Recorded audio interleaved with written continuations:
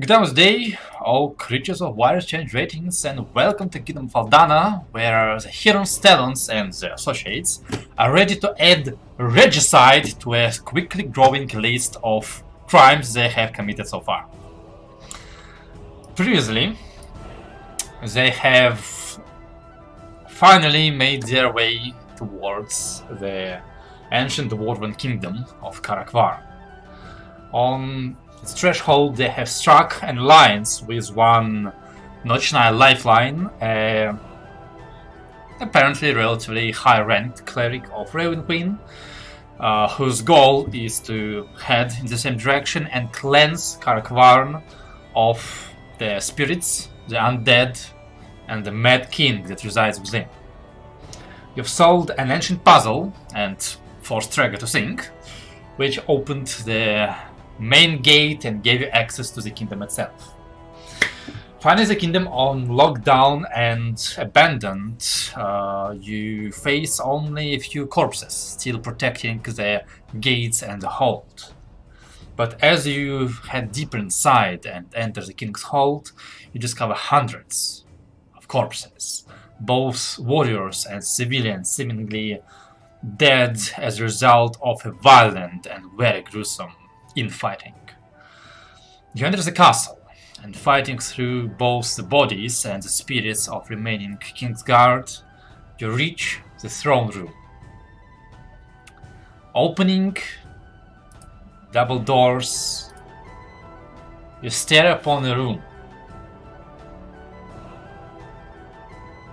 Tiles of metal line the floor, made of brass.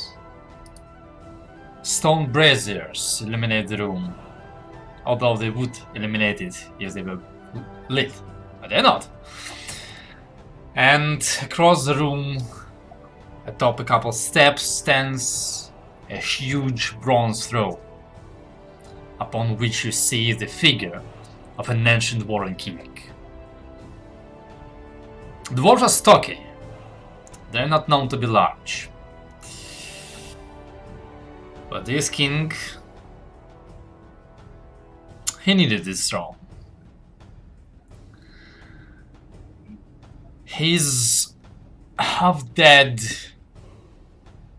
white-eyed face peeks from a helmet of dwarven design. A semi-translucent adamantine plate covers his body, and he holds his hands upon a great sword, a weapon that is not usually used by dwarves who prefer hammers and axes. To his sides stand two guards, retainers, a human-looking figure with two hills of blades sticking from each of his shoulders, well, not from each shoulders, behind his shoulders, and two more hilts on the sides and the small of his back. On the other side you see another dwarf, this time dwarf-sized, dressed in some sort of robes, old wide beard sticking from inside. He's holding onto a staff made of wood, but white, almost bony in color. As he clicks forward, you can hear an old voice. Who comes to seek audience with His Majesty, the Lord King Ulrich Ralfsson?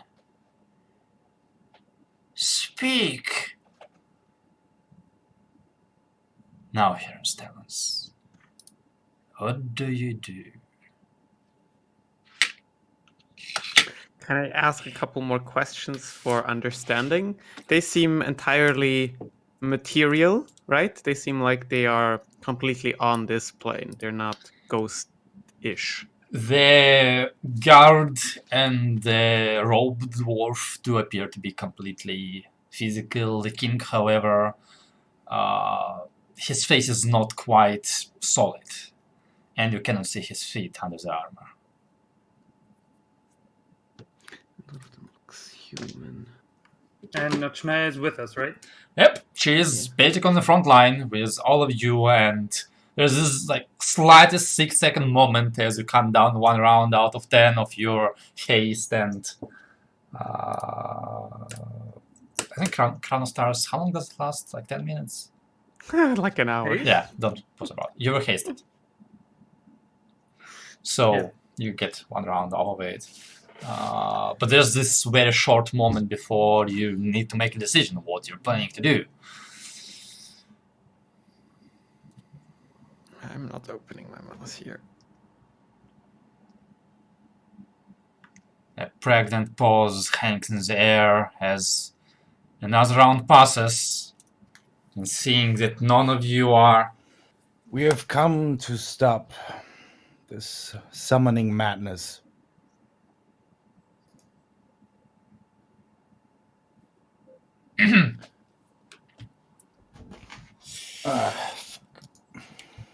The same dwarf kind of hits once again the floor with his staff and pipes up.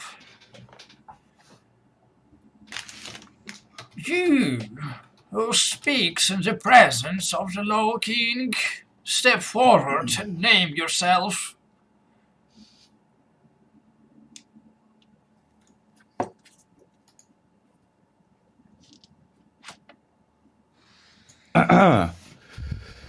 We hear you. All right. I step forward. Please step forward. I'll go there. And I say, my name is Leos.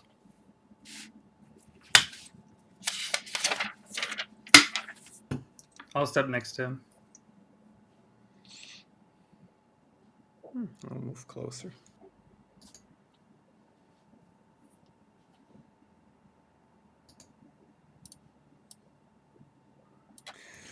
Are you the one who sent his dwarves to Frisvindur, attacking the village?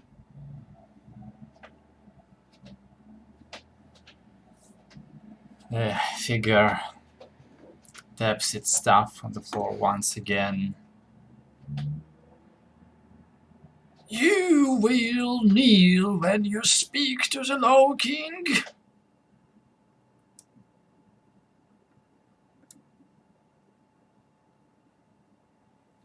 Will he then answer my question? Silence! How insolent you are! Behave, or this grudge shall be struck upon you and the generations of your family. Okay, I kneel.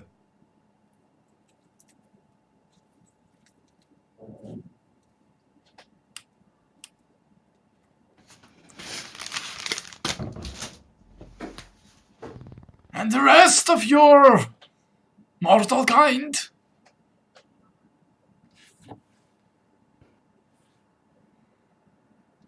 Melora kneels down. Melora.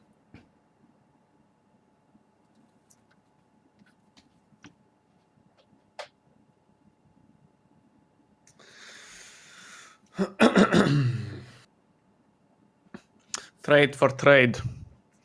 Answer a question. You are not, the Low King is not the only king here. And so I will not bow before him. Or kneel. Silence! He strikes the ground, and you see his staff light up as a string of dwarven words leave his mouth. Casting. He is casting. I'm gonna Yeah, counterspell it. He's not casting. You don't have counterspell. I do. You told me you didn't take it. I told you I did take it in the end. He took it versus Kairos already. In a Yes. long time. Yeah. It's been in my spellbook since 14th level. Well, this changes things. Alright. Well, in that case, I'd like you to roll initiative. Excellent. Trigger, you have 1 round of haste left. That's worse than having 0.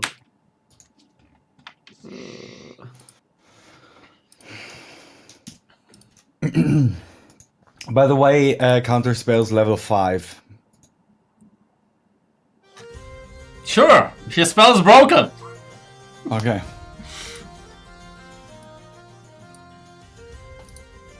Alright. Let's see, what do we have here? Oh boy. Let me put this over here and alright. Let me make this slightly quieter. Could you tell me which one was the one that cast the spell? Which one of them looks like a mage? Must be the both guy of them. with all the swords. Both of them. What is? Oh, that are swords. Okay. Okay, that's very nice initiatives from everybody. Lewis, roll me a d20, please. Just a straight d20. Yes. Good. And then we have Helios and Trego. Ow! Trego. And Melora and Arles and King. And let's have another roll. She has a +2. That's 12, and that puts her over here. Alright. So, Zardos, you are the first whose now not quite human reflexes allow you to react as... Where's my eraser? Never mind. As Leo speaks a short word and the shine on the staff breaks. You know the spells. Wait. What is going on? Oh, okay. I thought it froze. You know the spell is a counter spell, and this most likely means the start of hostilities. What would you like to do? For the record, this room does not have elimination, so whatever elimination you have comes from basically Arles and Trego and Leos. I have 60 feet of light, so everyone's in the light over there. It's dim light over It's dim there, light. actually, Zardos. It's good light over there. Works for me.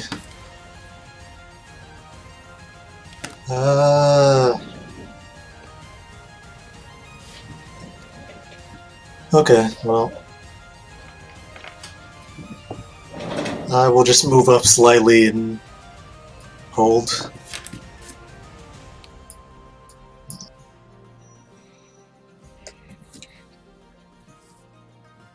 Yeah, I'll just hang out here for now. Actually...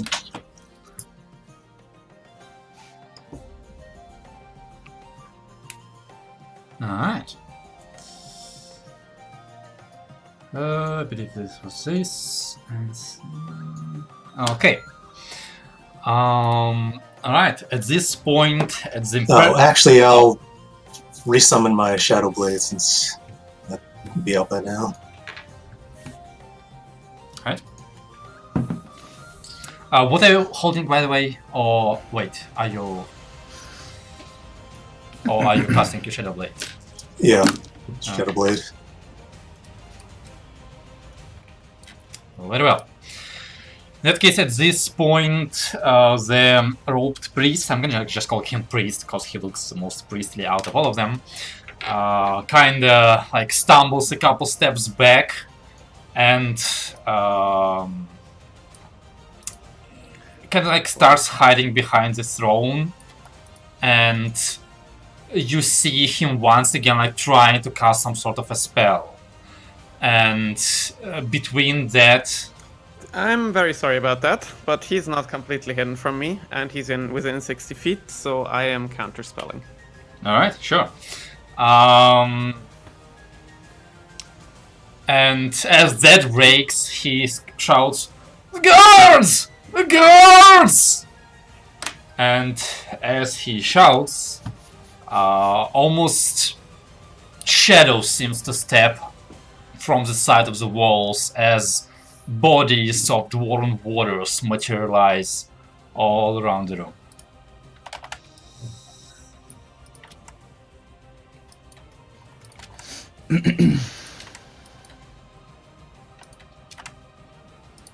And actually one next to you, Zardos. How nice. Hey, I have a friend. Like this. And I have forgotten your friends, but never mind them. Leos, it's your turn.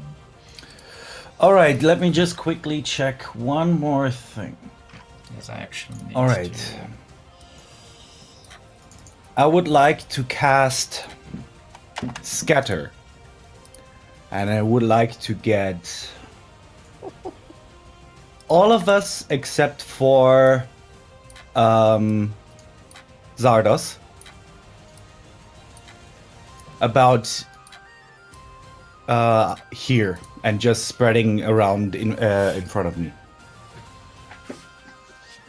Okay, sure. So anyone who's willing is going to teleport it within 5 feet of the guy here.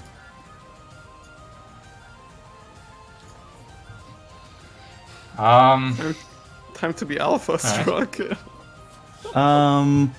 my bonus action, I would like to. Can you link the spell? That seems like a cool spell. That's a very powerful one. Do we all get to go up there, or Yeah. Yes. If you want. If you want to. Yeah. All willing creatures, and I don't know if the lady wants to follow us. And with my bonus action, I would like to cast Sanctuary on myself. Okay. Alright. And yeah, that's my turn. Alright. Okay. She's not coming with us? Yeah, she's not coming with you. Okay. Trego, it's your turn. I'm gonna try and shove that silence dwarf to the ground. Alright. That's how he looks Oh, like. he's pretty. He's very pretty, yeah. It looks like a mask. It does. It also looks to be a mask made out of skull. And by the way, let me switch scenes to this. Oh, I don't know why I should try and roll for him, but yeah, he is prone. 21. Oh, yeah, that should hit. He has robes! 22. That would also hit, yes. 24. That would also hit. Give me a second. Minus 18, minus 17, and minus 22, right? Right. And let me quickly check this. Nope. All good. Alright. Alright.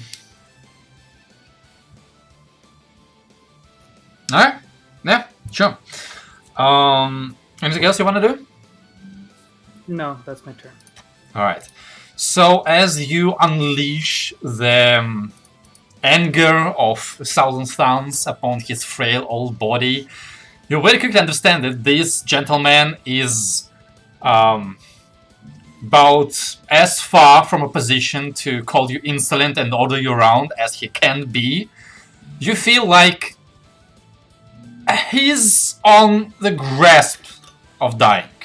I think I used the wrong word, but he's almost dead, on the cusp of death, yes. But that is the end of your turn, and it is now Melora's turn. All this through the large king, he just remains almost like he's ignoring you. Or it is not paying attention. Just go on. can I ask a question about the haste? Yes, you can. If I were to recast it on Trego, would that keep the effect going, or will he still he'll still suffer? And with your incredible and slightly metagamey timer, you know that at the end of your turn, his 10 rounds are gonna run out. No, that's not metagame. I was just wondering because I knew it was coming. I honestly didn't know when. Oh, that's why I'm telling you. Alrighty. The hell with it. I'm casting Shillelagh and I'm gonna whack the dwarf. Or wait, he's prone. That's disadvantage. No, is it that's advantage. That's Right. advantage. If you strike him in Right. melee, it's advantage. Yep. Alright, go for it. 1d20 plus 5. I wonder if he will succeed to... Oh! Roll again, you have advantage. Oh yeah. Also, I'm pretty sure your modifier should be much higher. Yeah, you should For add wisdom? your wisdom. I mean, it's That not is just wisdom. wisdom, it's your Proficiency. proficiency too. And Oh. so it's an 18. Okay. But roll again. Maybe you'll nat 20 is. Oh, so close. Alright. If only I could crit on a 19. Your proficiency is also a +5, by the way, not a +3. Is it? Yeah. Yeah. Yes! We're that high level. I am sorry. I'm kind of loopy today. No worries. Alright. So, as he's kind of crawling on his knees, trying to get up with his staff, and you strike down as he tries to turn it away with his own staff, and yours strikes his. There's this hollow sound like you're hitting a hollow tube, and he just grunts, "Ah, you damn Delgi!" and your staff goes through his skull, sending the mask off, and he just collapses. Cracked skull. I don't need to roll damage. No, he had 1 hit point. Okay. Not dead, but definitely no longer moving, because he was already dead. Anything else you want to do? I'm going to use my movement and go back behind the. Is it possible to move here, or is this a wall? You moved 5, 10, 15, 20. Okay, I need to go up 25. one more, right next to Trego. Yeah, that is closer. Alright. At this point, haste runs out. And Trigger, you feel like you turn off. You hope that your last Heart broke. assault was powerful enough to protect your friends before shit goes down. Alice, it's your turn. Oh. How ready to move do the king and the swordsman look? The swordsman is basically, you like see as his hands go for the blades and he's in the process of drawing them. The king is staring down the hallway at the door you came out of. Excellent. I am gonna use Tides of Chaos to get advantage on shooting a charge of Crown of Stars, or basically spitting a Crown of Stars charge at the swordsman. He does have some cover. Yeah, it's a 29. Alright, so he has like a half cover, which I believe is +2. Mhm. Oh, 29. 29, yeah. Yeah, that hits. For 22 radiant damage. Yes. And then, the second after, you see a fall, a small, very small fireball charge up on the tip of the staff, and I'll fling it towards this point here, which will hit absolutely everyone here. But, Alright. oh no, Melora moved into it. Oh, this is unfortunate.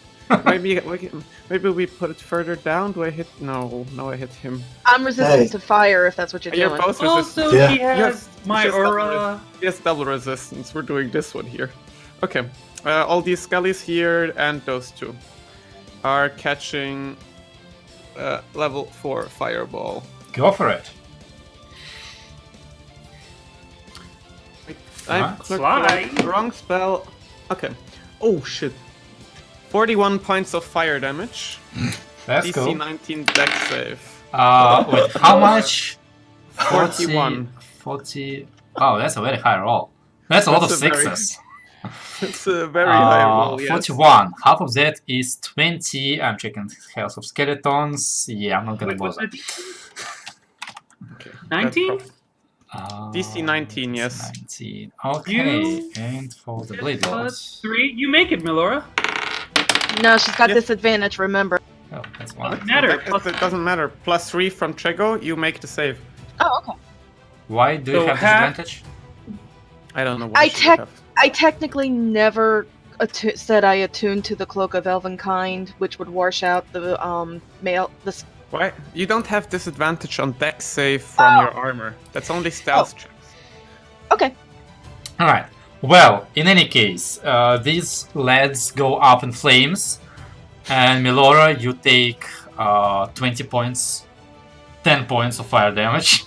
No. 5 points. 5 points. 5 5 points! 5 points of fire damage over What? here. What? Can we go lower? 5? Why 5? Okay. Because Melora is resistant to fire. Plus, I have my aura on her. And she made the save. So it's Yeah, half, so- half. 3 times? I still don't get it. Anyway. 41 to 20 because she made the save, to 10 because Oh, she has fire yeah, resistance, yeah, to there's- 5 because of spell resistance from Trego. You Just know gonna- that spell resistance doesn't stack, right? Yeah, I don't. The Ah. It test. doesn't stack with other elemental resistances, as far as I remember. I don't know. I I think don't it's think so. different. I know It's that different? fire resistance and fire resistance do not stack, but Yeah, one is okay. fire resistance, the other one is Resistance. spell resistance. Spell resistant. I think they're yeah, different. Okay. Is it 10 or 5? 5. Good Yeah, for Melora's just- Melora takes 1% damage of health from a 40-point fireball. Nice. Gonna casually enough. take her hand and just casually brush off. Yeah, that's about how it looks like. Alright. That was your turn. Okay, now Lady Noshnia goes. You see her kind of like make a movement to her skeletons. And then she is gonna... She's gonna... Let me check the range on this magic. Yeah, that's good. And does she wanna do it like this? Nah.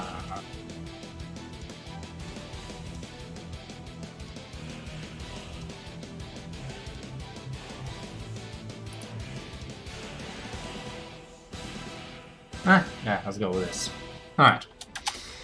So she's gonna run forward. 1, 2, 3, 4, 5, 6. And you see as kind of she's holding her sword in one hand, and with another hand she kind of like moves the hand through the air, and you see the light coalesce in her hand and create this huge skies with a raven perched atop of the blade, and she just hurls it because it's a spiritual weapon at the king, and you see the skies go. It strikes, but not the king. It strikes what looks like a shield around the throne and bounces off harmlessly.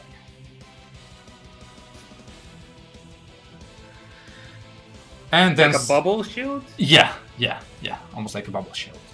And then skeletons go and do their own thing and kill some skeletons and move some more and fight some other skeletons, and the skeleton dies. So yeah, the monsters in the background are fighting. Okay. So at this point, the swordsman seems to have finished drawing 2 of his swords, and he's gonna 1, 2, 3, 4 run over here, and basically the swords look long. They look like long swords, and he just like goes for Trega, who is on the ground. What? You don't fall to the ground when haste drops or anything like that. You're not even stunned. You can't take any Actions or turn. move. Okay. Basically, he doesn't get an advantage. No, right. Okay. Thank you for getting in the way of my flavor. Sorry. Right. Left sword strike, right sword strike. Okay. Clang, clang. Pum, pum, pum, pum, pum. And then you just see as he lets go of the swords, who shimmer for a moment and disappear, and you see as they vroom vroom reappear behind his back and start returning to the scabbards, as he just one skeletal hand tries to grab Trega by the helmet. Okay, this might hit. This might hit. 24. That hits. Yay! And he just puts the skeleton hand on your face, and you see some black energy pulse through the hand and seep into your helmet. This isn't a spell, right? This is not a spell. Okay, good. And you, Treg, make me a Constitution saving throw while I roll some damage.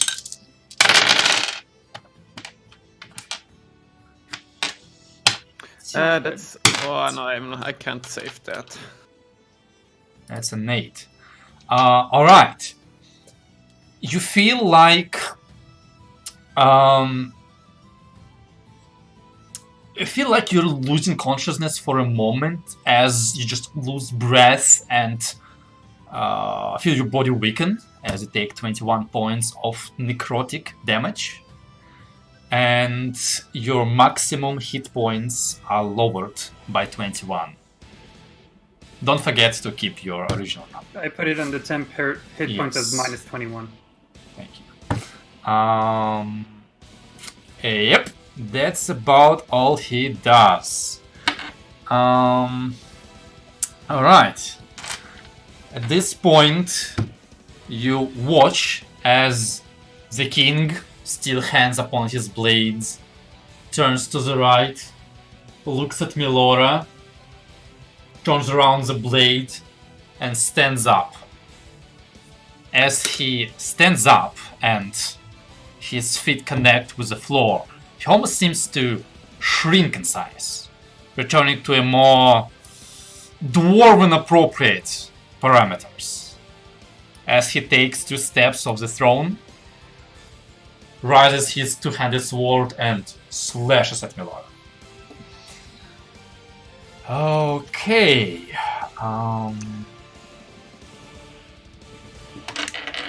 Please tell me it's a natural roll. One No, moment. no, don't. 13. I would like to cutting words his attack roll. Doesn't matter. It doesn't hit. That was Or the is- natural That roll. was a natural. Oh, That's okay. a natural roll. Go for it. Now, Roll it. Oh, fuck, -1. Yeah, alright. The first strike cuts across Melora's chest, splitting the piece of armor where it hits her and sending a crimson gush of blood onto the floor. This is a heavy blade that hurts like a truck.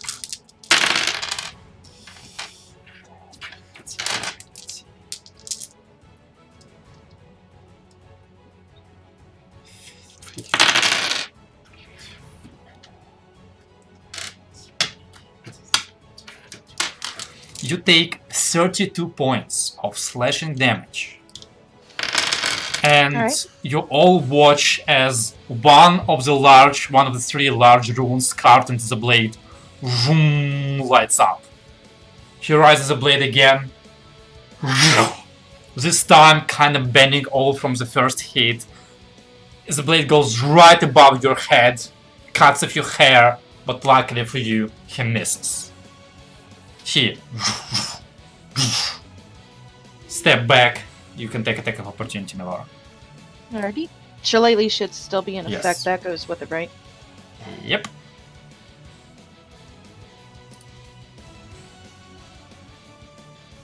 Eighteen. It's a 18. 20. 20. It's a 20.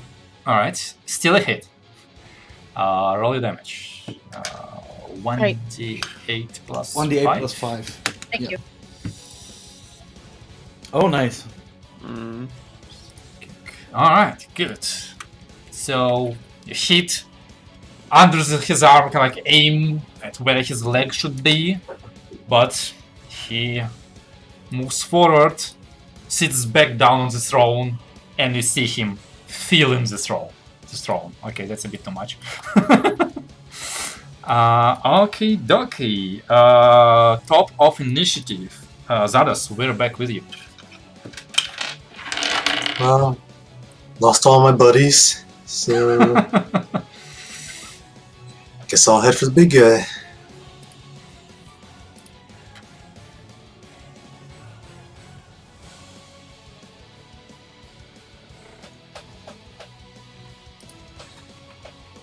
Okay.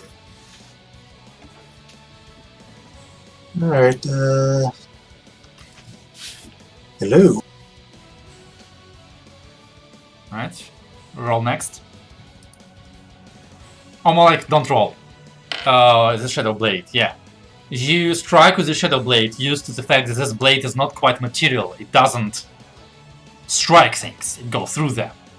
But still, the tip of the blade going through that barrier just dissipates, and as your hand passes through, reappears. Good to know. Try again with thirst then.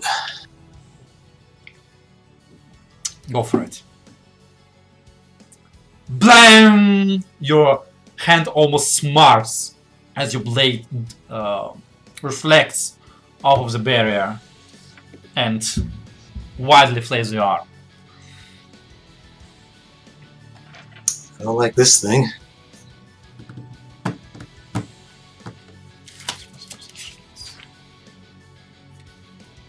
$24. Clank! No effect. Yeah, I don't like this thing at all. Mm-hmm. And I guess I think that was all. Alright. Anything else you want to do? Oh, no, I got a few feet. Take a step back.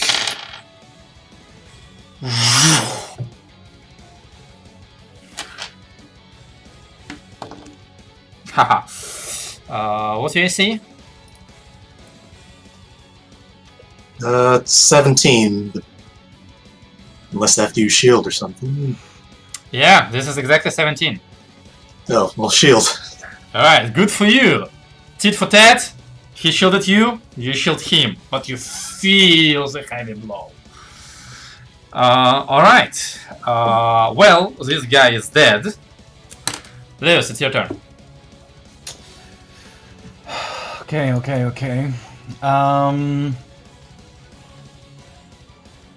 I'm gonna see if I can dispel magic on that shiny bubble around him. Go for it.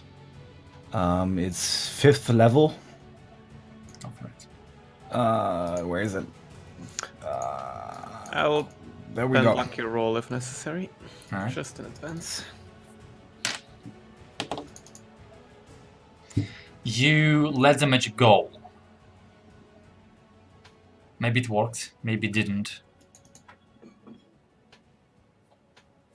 No dice roll required. No dice roll required. Alright.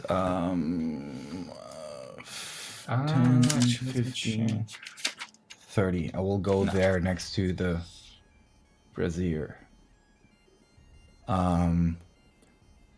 Yeah, the bonus action is nothing. Alright. Trigger, you are feeling very, very weak. Question, could I take a bonus action? Nope. Reaction? I'm pretty sure not. I think it says you can, but I'm not sure. Can't move or take actions until the end of your next turn. So, no. Okay. Cause bonus action, reaction. Reaction. You can Got take it. reactions after Yeah. this. Alright. In that case, we are with Melora. Alright. I am going to... Does moving through Traeger cost extra movement? I can Double. Double? Alright, so 10, 15, 20, 20. I'm going to... Do I have it prepared first? Let me make sure. Yep. Thunder... It shouldn't hit Trego. Thunderstep? Yeah. Isn't it? Is it 5 feet? 5 feet or 10 feet? I think it's gonna hit him. It's I think 10. it's 10 feet. Shit. I mean, knowing Traeger, he's not even gonna feel it. Come on! Kill each other!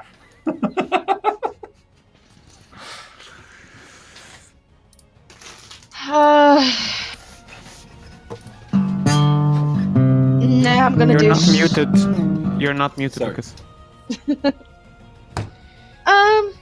I'm in touching distance with him. I'm gonna do shocking grasp on the skeleton. Is Very he well. wearing plate armor? Or metal let me armor? Check. Yes, he's wearing metal armor. Alrighty, so I think that's advanced. Not in the picture, but he's wearing metal armor. Okay, 26. 26 definitely hits, and let me quickly check. He doesn't have any resistances to lightning, so yeah. You see the lightning arc from his blade to his blade, and burn up his bony body. Alright, anything else you want to do? Think I'm good. Alright, in that case, we're back with you, Arles. You feel the magic swirl within you, and there must be a solution in your head. I have a quick question beforehand. Go for it. The fireball earlier, did that by chance light these two braziers here? Yeah, sure. Okay. Cool effect. Asking for a friend. Alright, now tell me how you're gonna use them to win this encounter. Yeah, I do not know yet. I'm just speculating at this point. I am gonna first just toss another charge at our dear friend, the swordsman of Crown of Stars. Go for it. I'll use luck on that. Go for it. 27, there we go. That definitely hits. Yeah, actually, like, despite him being half hidden by Traeger's body. Ooh, 33, that damage right? roll. 33 radiant Yeah. damage. Oh, that is good. You basically like blast through his armor, and you see the scorching hole and the scorched ribs inside. That he felt. I presumed. And at this rate, I guess he's gonna feel some fire after this too. Or he's not. 13 probably doesn't have as a smaller ball of fire directly No. from the staff flies towards him. You try not to hit Traeger, and in trying not to hit Traeger, you aim a little bit too much to the left and streak past him and hit the back of the throne. And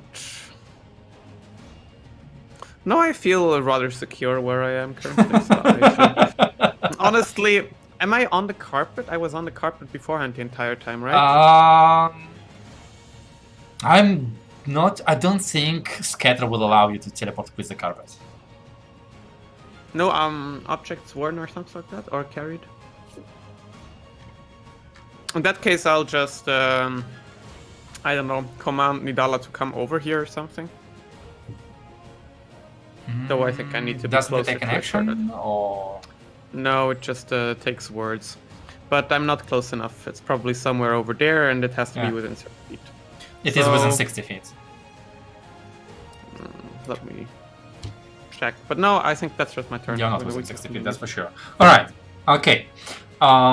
It is Nochnai's turn, and...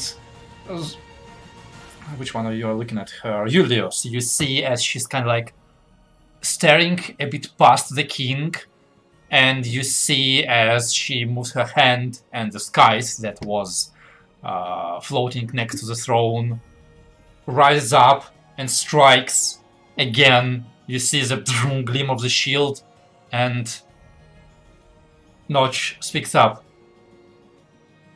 I see a rune behind his back. That must be the power behind the throne. As she... What can she do? She's gonna try and go her meager 25 feet in that direction, and you see her, I guess, with your attention drawn, both Leos and Zardis, you see that she tries to aim past the king and for a glowing rune on the back of the throne. Not on the back, on the back of the seat. Oh, that's the back of the seat, on this side of the seat, behind him. And... Alright. And you see her blade kind of like pass behind the king and scrape at the rune, which but still remains glowing. And then she is going to... Nope, she cannot. She used the skies to do that. Then in that case, that is the end of her turn. Which means it's the turn of the blade master, who looks to the left, looks to the right. Damage assessment, damage assessment, damage assessment. Let's try and kill Traeger. At least once. You did once. Okay, that is 25 to hit.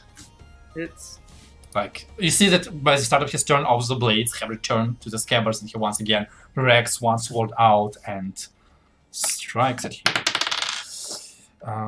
This is 6 plus 5, 11 points of slashing damage. And 13 points of necrotic damage. And then, seeing as you've been hit, he's gonna let go of the blade and 2 more attacks at you. Natural 1 and a 26. 10 points of slashing damage. And 16 points of necrotic damage. His blades are not very large and nothing special aside from teleporting, but each time he nicks and finds a tiniest gap in your armor, you just feel the blood drain from your body and you just paling, losing strength, fatigued. It is, however, the end of his turn, and it is the king's turn.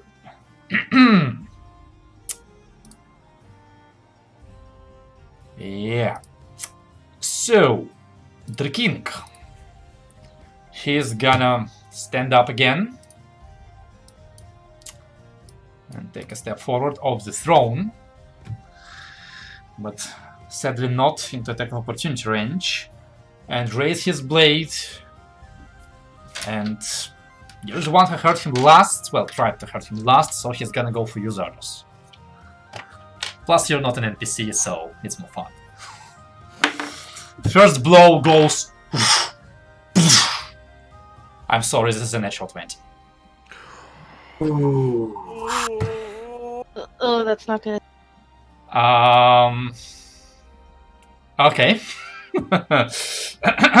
I need more dice. 4, 8, like 10, 15, 20. Oh god. 6.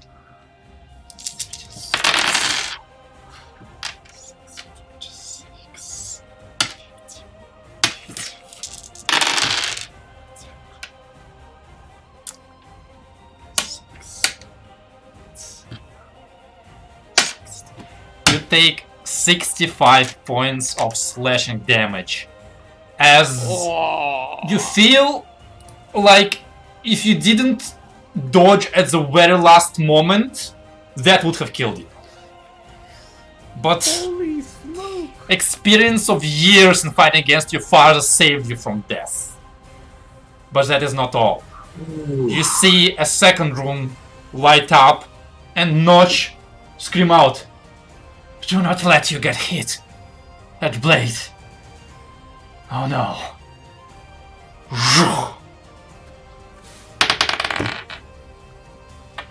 19. Oof, that's good. You shield? Yeah, shield is still up until the start of my next turn. Right, it is. Yes. Alright, and it glances off of the shield. He takes a step back. You do get attack of opportunity as he returns to the throne. Alright, why not? I will also throw, since I can, as a warcaster, I'll actually hit him with Wait. like Nice cantrip. Yep, Ow! Okay. which means I get to. Hmm?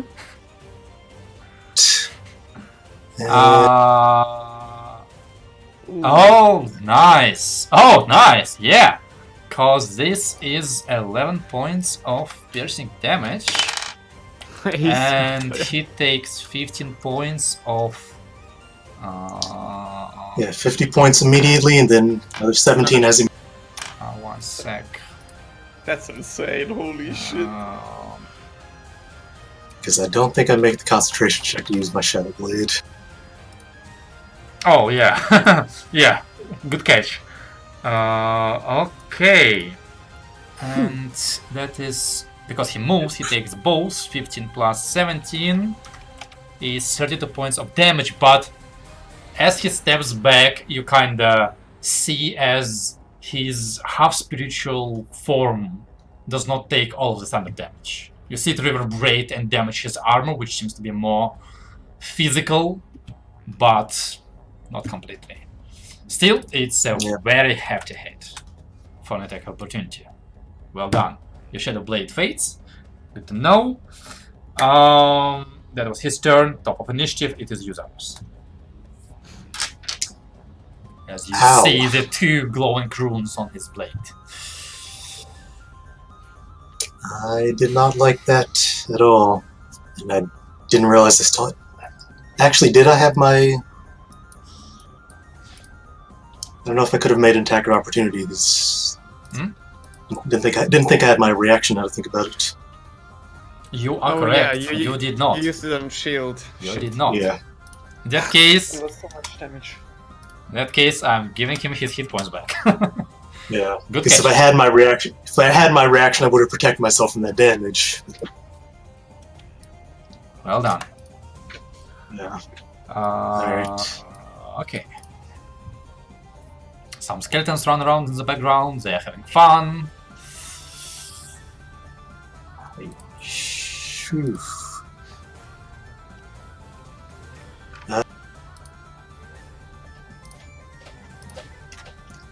Yeah, that damage changed some shit.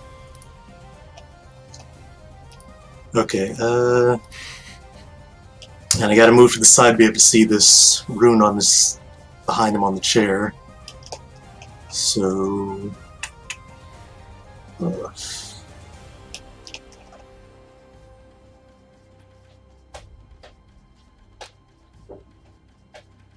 Leos, don't sleep.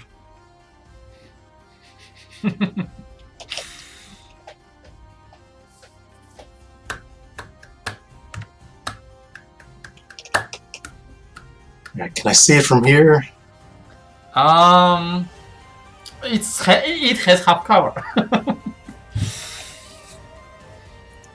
Alright, well, I'm not getting closer to that right now.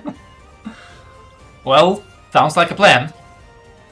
So I'll just take a shot from here. Go for it. This thing never hits anything. 10 hits the bronze of the throne. That weapon is fucking cursed. Oh, this one hits straight on the rune. You see it crackle once again.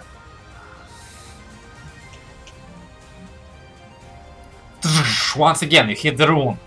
You see as it starts crackling and sending this discharges of energy.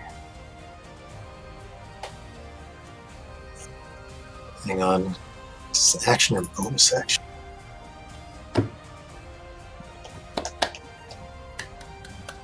Well. Yeah,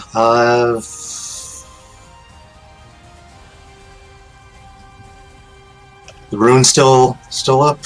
Still up, but it looks like it's overcharging, breaking down. You're definitely doing something to it. Sure. Action surge and Yes. some more shots. Go for, Go for it. Come on, dice. That's just barely to the side of it. That one hits it straight on. And with that, the rune shatters and discharges. And you see the shape of the king grows small again. Now comically medium-sized dwarf sitting upon a large throne. As Nachnaya, well done, but his blade is still a danger. I noticed.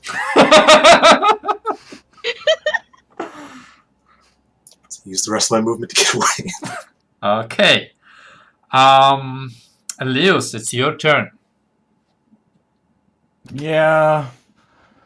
Let me just quickly check one more thing before I. Okay. Gonna go back here. Go big or go home. Big B's hand, level 7. Oh.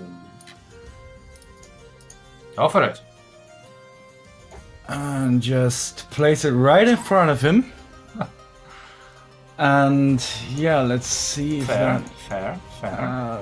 Let me just. Ah, fuck! I closed my sheet. Give me a sec. Let me just quickly up the damage. Level 7. That is plus. Okay. So let's see if that hits. 20. Well. 88. Oh. Yeah, smack him good Yeah. in the face. Like your hand goes and smacks him right into the throat. Okay. With my bonus action, I would like to cast Sanctuary on Zardos. Alright. That's my turn. Okay. Please a reminder, does your hand in any shape or form prevents him from moving if you're not using the interposing hand or whatever it's called? No, it wouldn't. I'll post the spell again, just... Good to know. I trust. No. Trigger, your heart no longer broken. You stand up, wounded, hurt, but it's time for revenge. And revenge is best served with a lot of radiant damage. And with a good dose of shield slamming. Go for it. Alright. Let's see. His modifier is good, but not that good. Yeah. He is on his knees. Does that hit? 26? Oh yeah. Stop asking me stupid questions. Of course it hits. And that hits too. And I'm going to move here.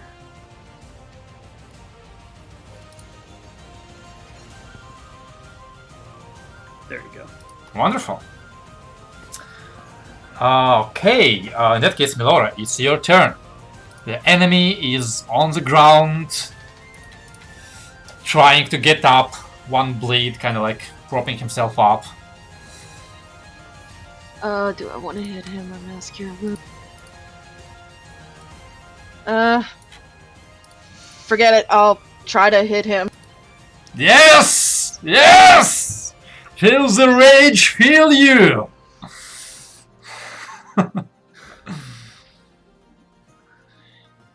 Good, good. Roll your damage. Do it! You sound way too happy for that. Do it! Because he didn't heal us. I could still hit you with a bonus healing Right. word at least. Bam! On the butt. I mean, he's not in a good shape, mostly because of Trigger, but you're helping. You're helping. Alright, and I'm gonna come up and around and I will cast healing word on Trego level. If I didn't cast a spell, I can cast it up to level. A level any. Any level? Any level. Yeah. Alright, I will do it at level 4. Alright. Roll for it. Jesus, really? I Meanwhile, still have a lot of spell slots left. Yes. Not much, but something. Oh, really? I am. How many ones did you roll? I am going to be casting, without moving anything, subtly, telekinesis here. Oh, no. Oh, just wait for a second. Not First, who. yes. What? First, we're gonna have some other fun here. Is that a surge? That looks like the surge to me. Round 3. Sorcery point. I don't even need to look to tell you that yes, this is 100% a search. We'll take option number 2. Sure! I mean, some people pay for that. A lot of money. No. So a couple of other copies of Arl spring out next to him. As I am going to try... Oh god, they're multiplying. I'm going to try and wrestle his weapon from him with telekinesis. Alright. I mean, I assume it doesn't weigh more than 1,000 pounds. You must make an ability check contested by his strength check. Yes, Go here for it. goes another. I would got like to another- cutting words his strength check. Also here, Tides of Chaos on mine. The king, right? We're doing this on the king. He gets a -2. You really don't want him to what- lose his blade, do you? What? Do I want to go higher? Yeah, I'm also gonna use Bend Luck on his thing too. Okay. Another one. Okay. He's -3, I'm at an 18. So, like a candy from a baby, the blade goes RINK! 30 feet up into the sky. You Up can't into get the it 30 room. feet up to the sky, you can get it. How high? At this point, only 10 feet up. Okay, in that case, it's going not 10 feet up, it's going like over this direction and up, like 15, over Okay. 15 up, something, or 10 up. Alright. And Well, there goes my plan to kill Nochnaya. and that is the end. No, that is not the end of my turn. Get rid of that crit you got. The swordsman is prone, right? Yes, he is.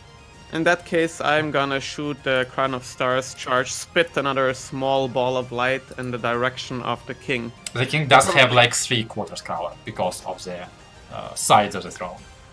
We'll try anyway. Go for it. Well, 20 is laggy today. Good for me. Did it roll already? No. Try again. Yes, there it it did. comes. Oh, 29. Yeah, that is more than enough. 15 points of 15 radiant points damage. of radiant damage. Good, good. Alright, you see his form getting seared and wisps of necrotic energy. Okay, well, that's it for your turn.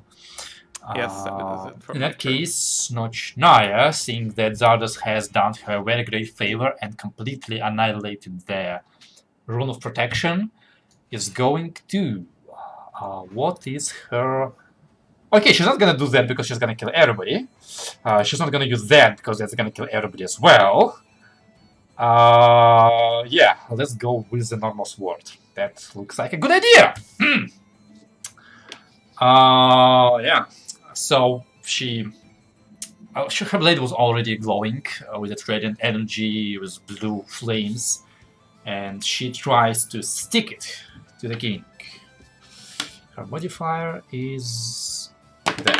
Oh no, that was cocked. That flew out of my. That flew out of my.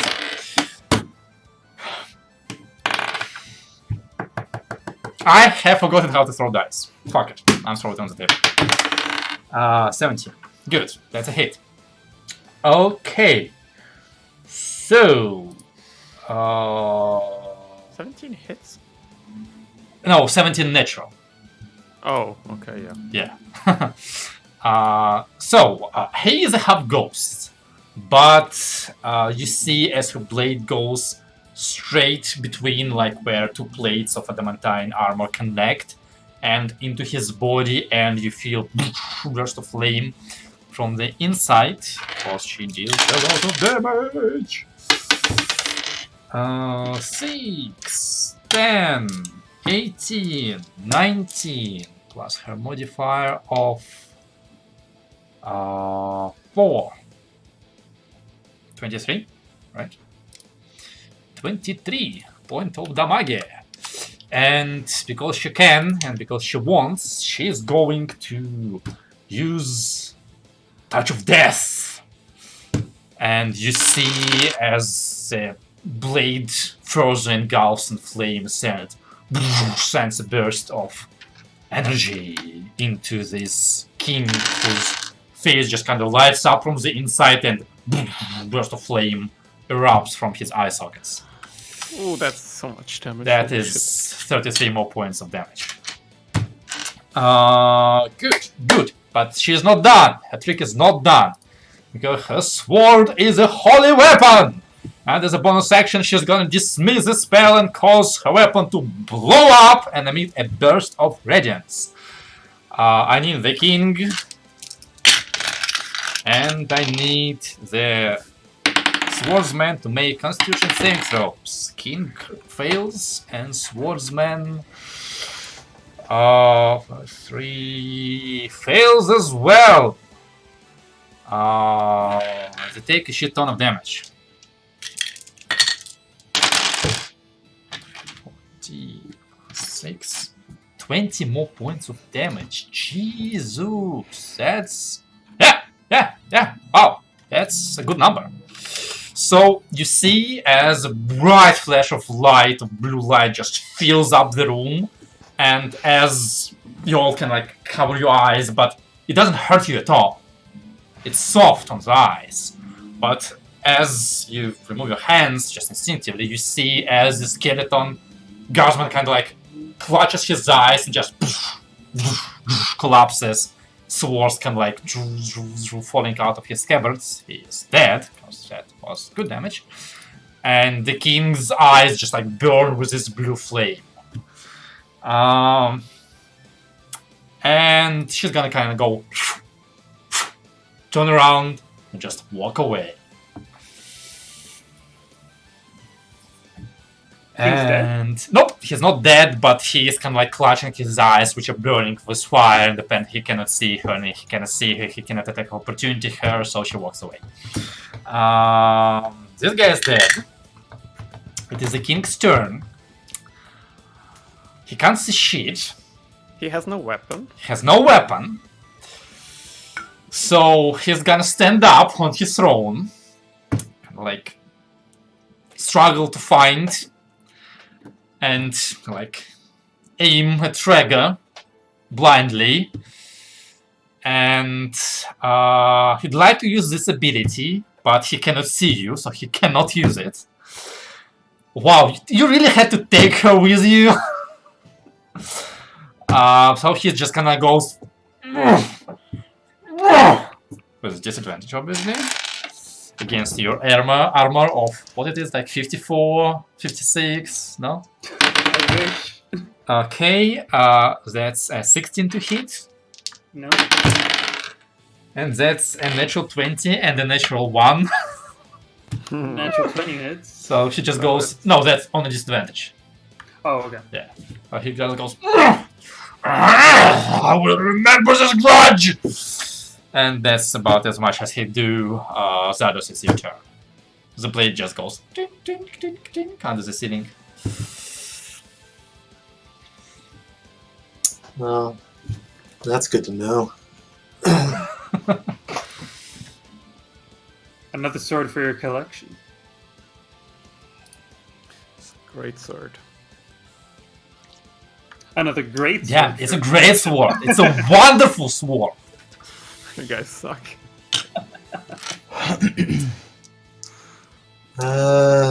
Sure, why not?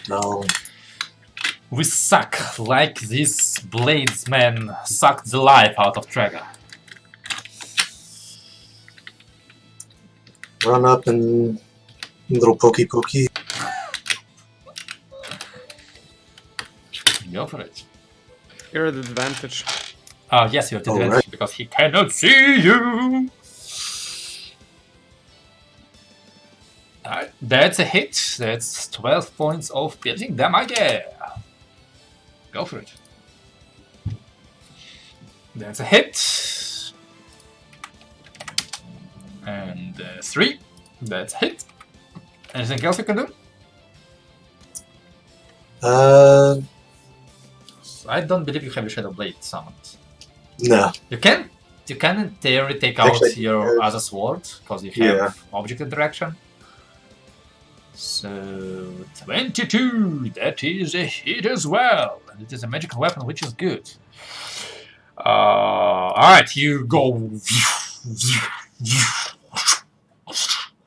and at the end of your flurry of blades, his form is barely holding itself together. Anything else you want to do? That's everything. Oh, Wow. wait. If you say so. Hang on. Don't remember. I do.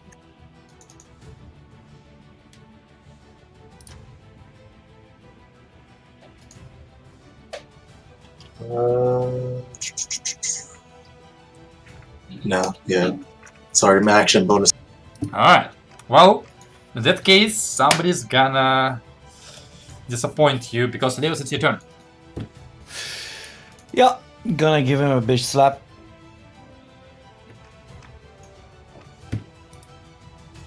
$28 hits him probably, I guess.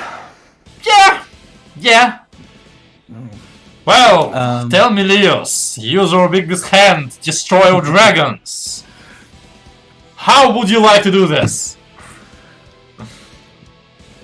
Basically, I just wanna take the hand, grab the whole dwarf, and just with a thumb and the index finger just squeeze his head in, Alright. and then just smack him into the throne again. Yeah. So you pick him up and the biggest hand kind of like pushes him like a turtle into the armor, and you just and throw a fastball. The mountain armor connects, hits the back of the throne, causing it to splinter, and that is all that's left. Broken throne, a broken armor, and no king inside of it. Wait for the music. Ah, there we have it. That still sounds like combat music. Well,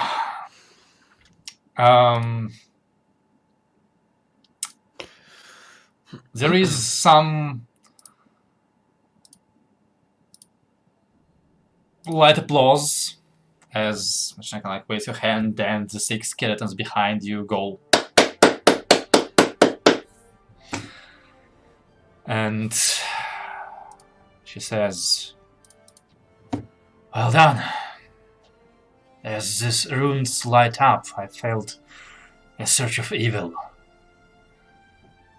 I fear for what has happened to that blade, for it to collect such grief, such pain within it. It is good that we did not wait for it to gain its full power." Yes, probably. Yeah, it felt like it.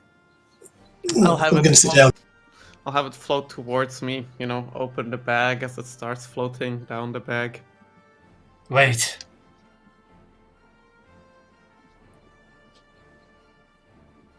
You have slain him. So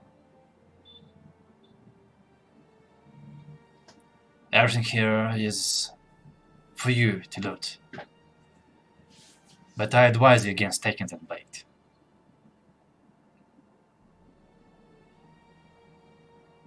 How come? Why?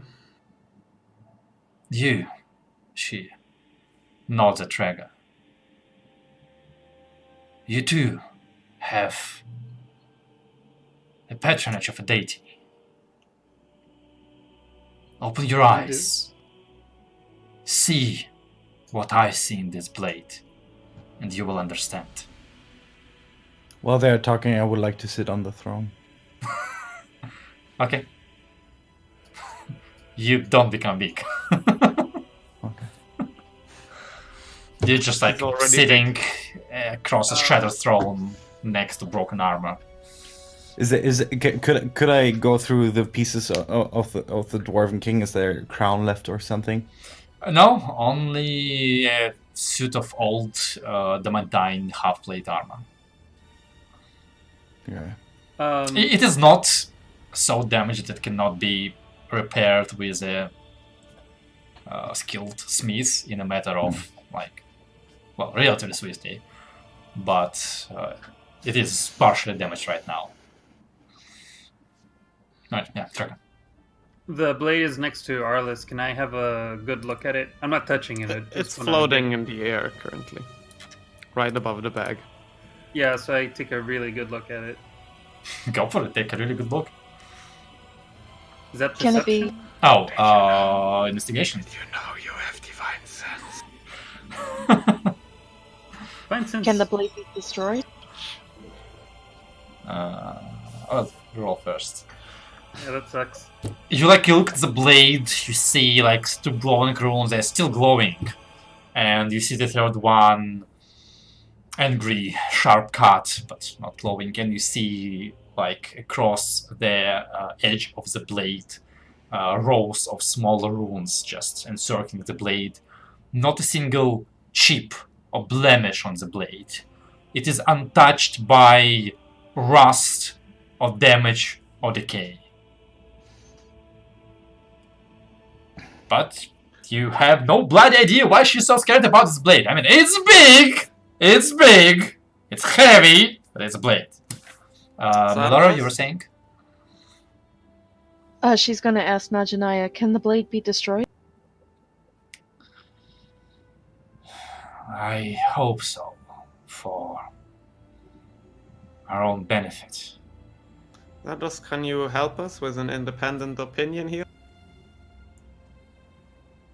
Yeah, sure. I can take a look at it, I guess. Okay, go take a look at it. No, With identify? I'm No, let's not use your special powers. I'm dropping it on the floor in front of me, and I'll walk over and start. Just get up a little bit, and I'll, start taking the pieces of adamantine armor Oh, sure. and putting them in the bag of holding. Okay. Not the swordsman's swords.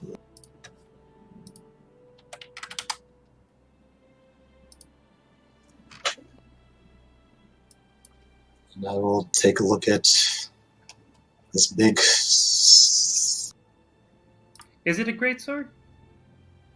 It is a great sword, yeah. I'll take some time and just.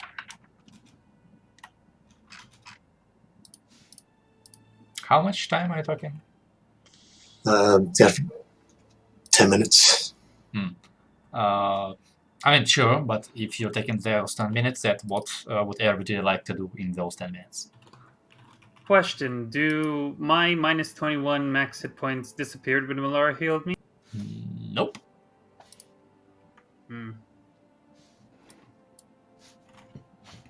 Nope. Yeah, I'll ask Nachnaya why I couldn't see what she probably could see, so please explain. You looked with your eyes, not with your face.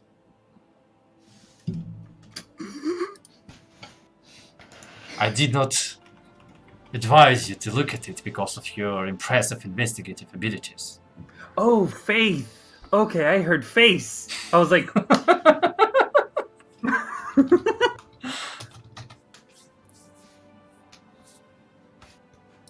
Could I do an inspection around the room? Like, are there...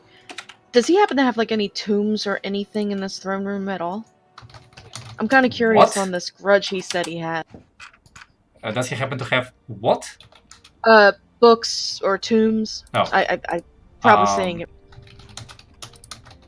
Yeah. Can you type out the second word? I'm not recognizing it. Sorry. Oh! That word. Okay. Yeah, sorry, I was I have been pronouncing it wrong my entire life.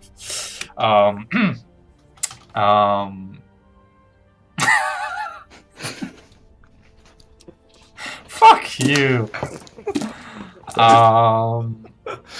Alright. The room is devoid of any shelves or libraries. It is, however, like those two alcoves behind the throne. You do see two brass doors carved very well into the wall to make them almost seamless with the wall. So there are like two more doors leading somewhere deeper into this place, into the castle. Okay. And I guess we could go more here. So, anybody else? I will probably just remain in the throne and just randomly say kingly things like, "Servants, get me water now! Yeah, Servants!" your legs don't quite Big reach hands, the floor big because the throne is big, and you can like. Yeah, that's probably what I will do. Right. Zardas, what are you doing? Just identifying this weapon and Oh, right. Sorry, forgot about that. saying to, grab the others too. Okay. Arles? Can we take a rest, maybe? 1 second. Behind the, like, this way there are copper doors. This way and this way, yeah. Yeah, I mean, I'm gonna use telekinesis as we're sort of To what? waiting around. Telekinesis to open them as we're waiting around anyway. Right. And I will also collect the 2 weapons of the swordsman and the staff of the priestly looking. Right. You do collect the staff. The swordsman had 4 swords, 4 long swords. Sure, we'll take 4 of them. Alright.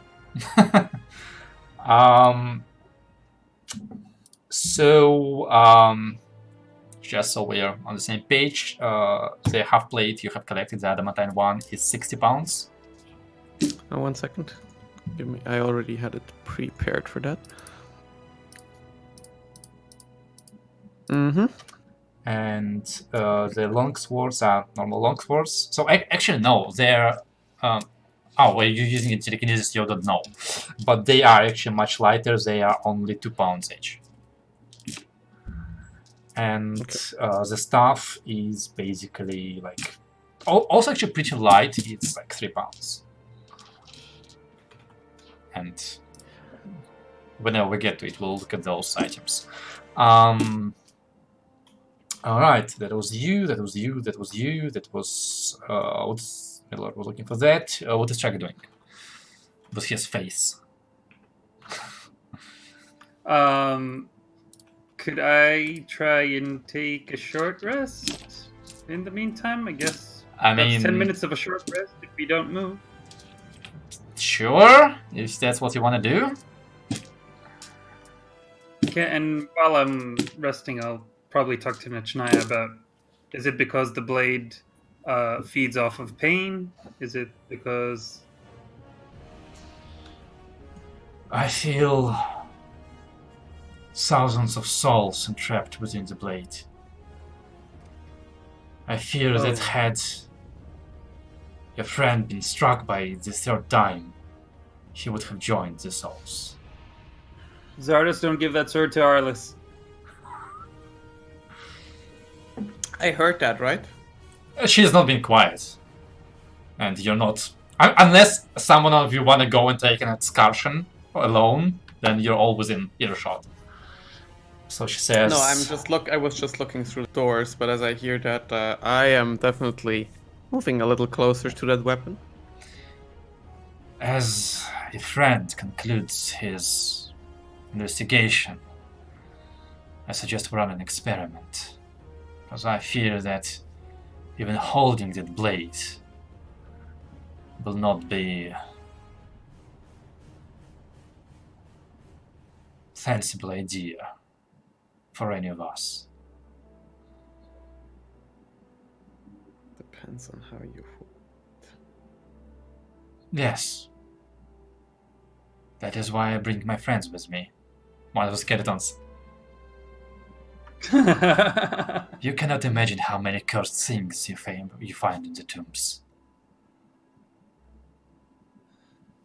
Well, we found your brother in the last one, so I think we actually can somewhat. As I have said, if you insist, I will not fight you for it, nor will I take it from you. But be aware that none of you have the abilities to properly safeguard this blade. You know, there's a certain value to things that steal a soul or trap it. You speak of dangerous things.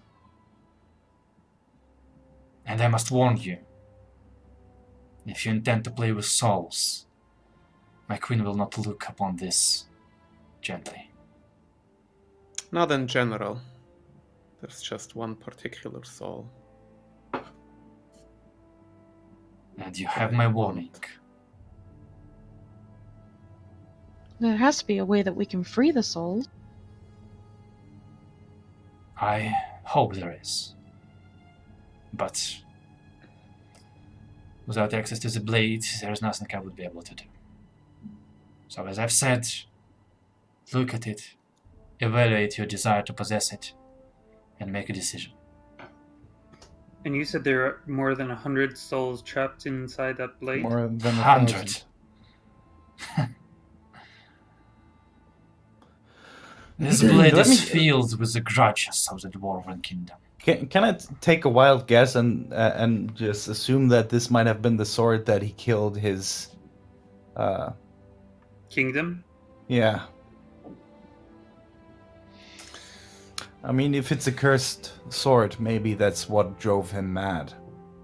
Made him do all these things. What happens if someone else gets a hold of that sword and there are live people around?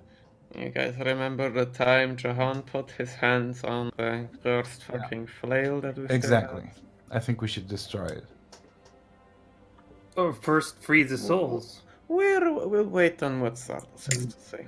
I doubt it will be as easy as you hope. And I doubt that this blade was cursed from the start. Dwarves don't make cursed weapons.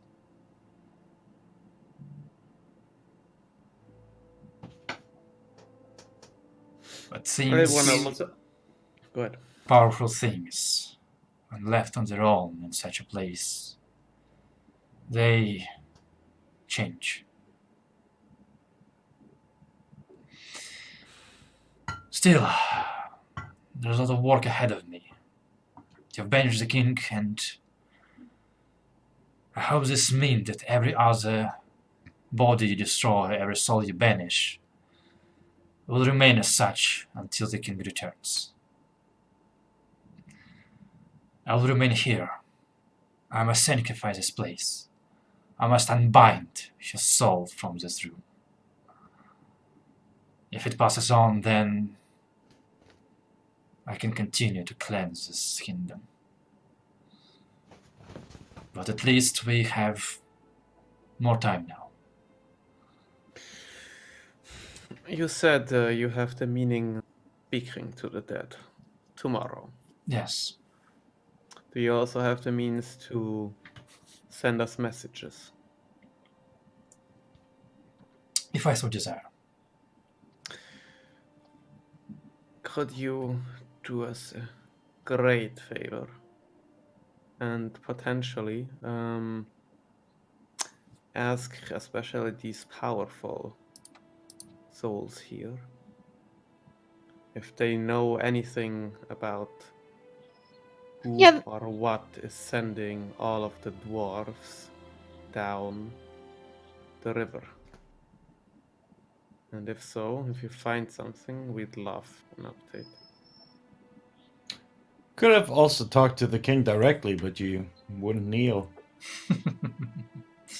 I don't think there was any getting any great information out of this here. Well, no, there's definitely no chance of finding that out, because once again... Ah, never mind. Once again... Come on, say it loud. Don't be passive-aggressive. Your attitude gets in our way of getting information. You killed the hunter in the mountain range. We could have questioned her. You had to piss at the king here before we could actually find out if there was any way of talking to him. Even in the most horrible rantings of a madman, there might have been some kind of truth or information that could have helped us, but no.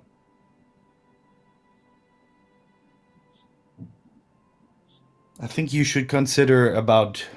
You think you should contemplate changing your attitude in the long run, because you will make more enemies than friends with that. You haven't been quite popular in Frisvindur. I have all of You the haven't friends been I quite need. popular with the elf. Why do you think he trusted me with that note instead of you? I don't care. Of I course have you all of don't. the friends- That's the friends problem. in the You world I do need. not care. And I don't understand why you don't care. Because we have everything we need. Okay, sure. We have everything we need to kill someone who wants to become an undead god. We have everything we need to kill the mother of all dragons. I need both of you to make an intelligence saving throw. Intelligence saving throw? Them both. Oh, okay.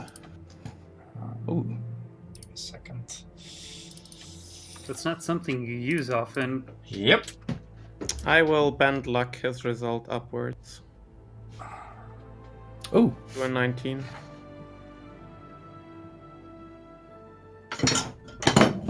One second.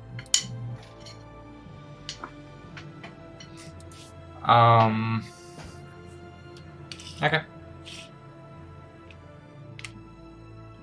That's it? That's What do it. you mean, okay? Okay. And you're right. Today I should have acted differently, but I'm never gonna apologize for the huntress. She's the one who killed. Not killed, but made Jahan what he is now. And those people get what's coming for them. She was the one who took down Niati. He took something away from me that I wanted to have. What if I just killed Ceruleus when we met him? You have other plans for him, right? I do. Yeah, so imagine how that would feel like. I had no idea that she was the one responsible for that. That would be pretty stupid, because I told you that she was turned to stone. And that was literally the only person that we have ever seen who was able to turn anyone into stone. Couldn't add 1 and 1 together, could you? Hadn't made the connection, no. Yeah, I think that will be my excuse when I kill Ceruleus. Trigger. As you hear your friends arguing in the background, you see Nochnaya kind of like holding her Raven Queen amulet and concentrating. She speaks up.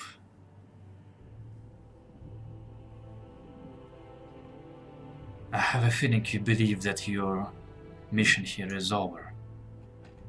No, not the slightest. I fear that there is yet more evil lurking inside. Perhaps your friends are...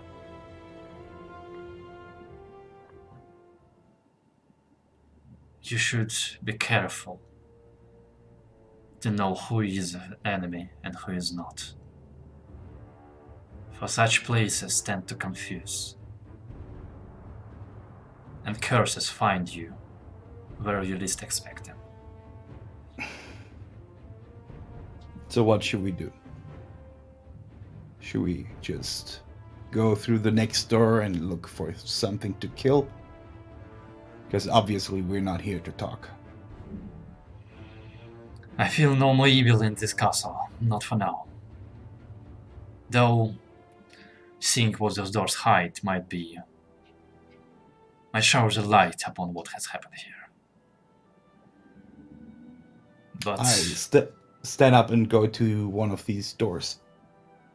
Huh? Which one? Has it been 10 minutes? I'm gonna take the other Yeah, one. we're getting close to it. I mean, I've already opened both of them with telekinesis. But I mean, they're open, but... what do we see?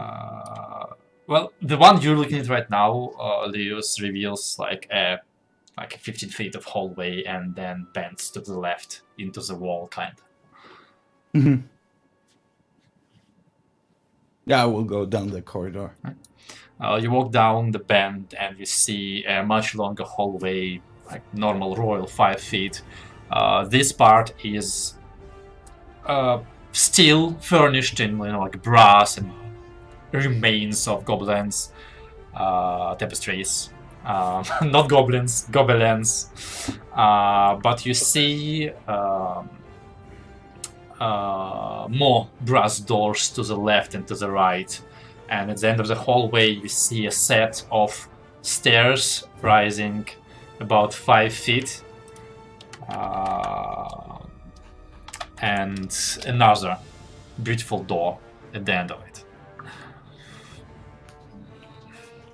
Yeah, I'll just go to the door and try to open it. The last one, or Yeah, the last one that Right. you mentioned. you walk? It does look the fanciest of all. Or... Yeah, it looks the Okay, fanciest. Yeah. So you pass by 3 pairs of doors and walk up the stairs to the last one, and you push it open, and you enter.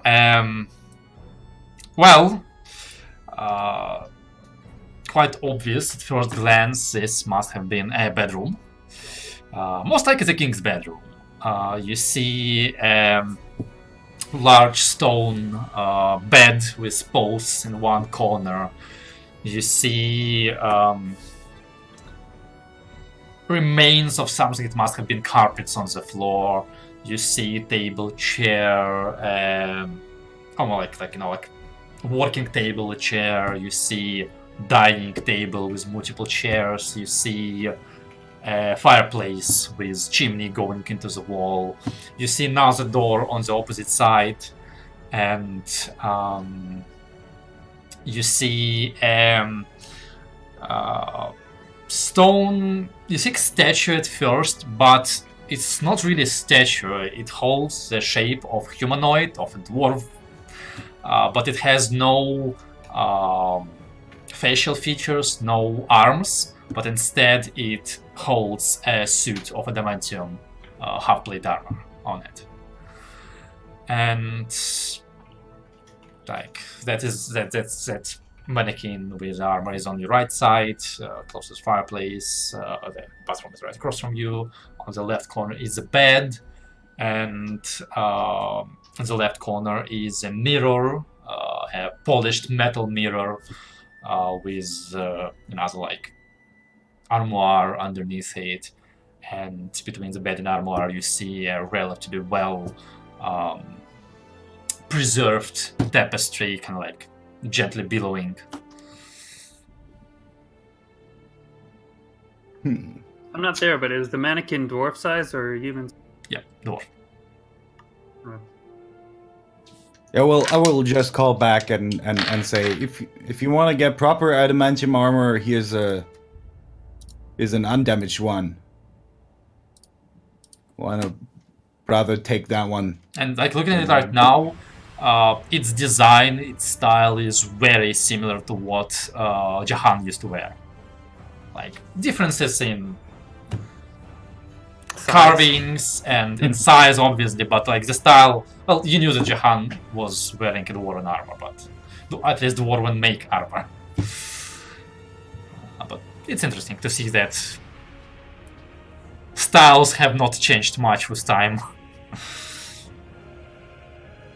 Alright, so what is the rest of you doing in the main room? And right about now, Zardos, you have finished identifying the blade.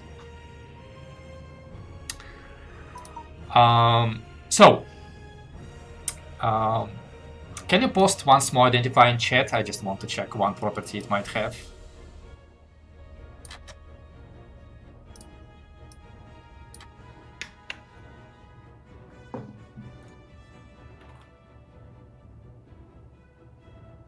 Alright. So it requires attunement to use. You hear in your head like information unravel about the blade. It is known as the Grudge Taker, a blade of kings. It is a great sword. It is a +3 great sword. And you know that each time this blade strikes a foe, it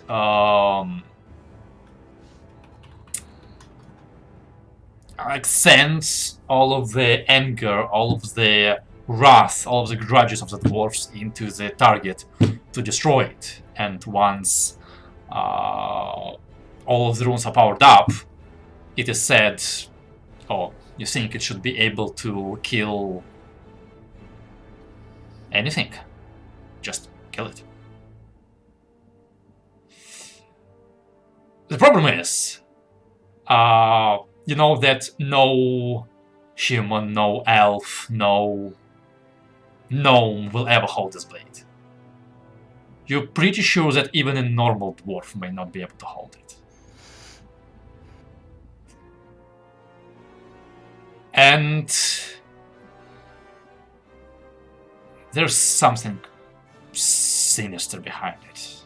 You don't know what, but you feel tamed on the blade.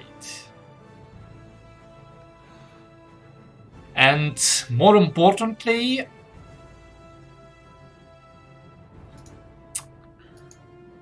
make me an Arcana check. Sure.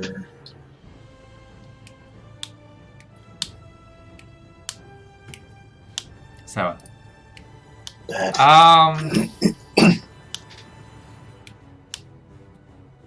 well,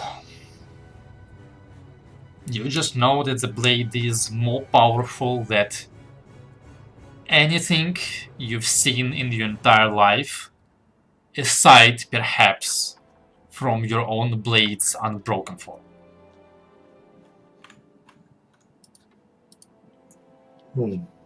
Good to know.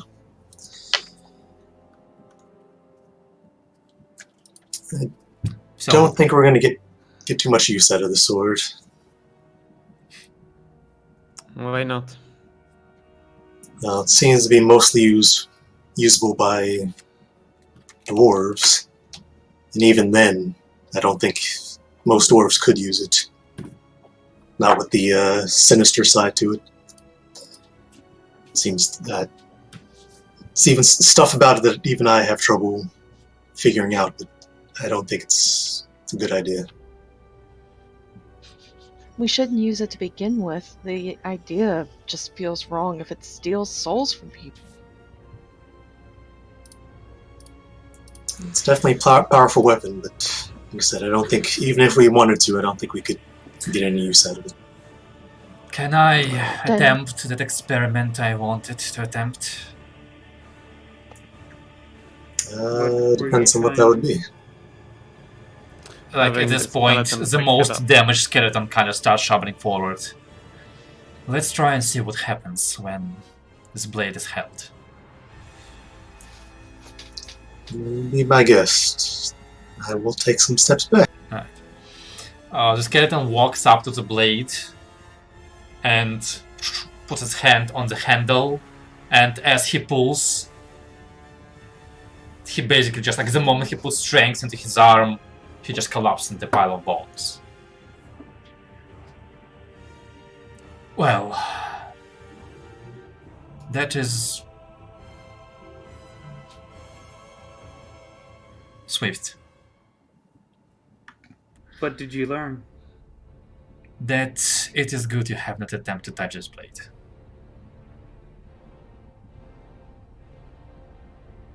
She like rubs her chin for a moment. Perhaps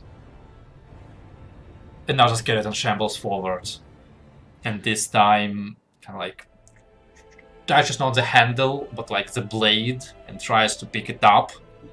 And you see as he kind of like starts lifting the blade, it's a heavy blade, and he picks it up about like to knee level, but at that point you see as the skeletal arms just start kind of like decaying, disintegrating into dust, and the blade collapses.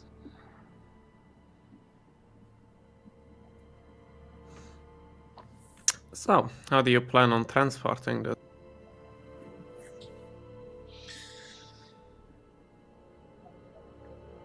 That sounds like you agree to give her the blade. That's great. If we can't use it, there's no point in taking it. How about freeing all the thousands of souls that are trapped inside? If you have any idea of how one might do that, I'm all down for it. But, Isn't it possible to decurse an item? To what? Oh yeah, just a sec. remove curse, basically. So Yeah, I have that. Break the curse. But would that work? There are some holy magic I wish to expand upon this blade. But not today, for I need to cleanse this hole. If it does not work, I have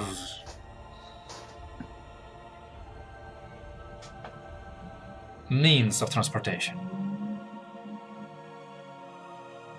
I'll have one of my animated friends hold it for a few moments that it can. And I'll bring it to the temple. Perhaps we'll fail to cleanse it, for I'm not sure what can. But at least there we'll know that it will no longer be a risk. what do you think, Drago? You want to take this with and try to get rid of whatever is holding the souls yourself? Yeah, that troubles me greatly. I can carry it without issue. I don't think the bag is gonna mind. And I can. I'm gonna try something before you put it in the bag. And Trago steps up to the sword.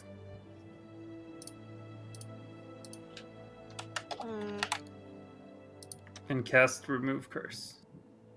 To cast Remove Curse, you need to touch the blade.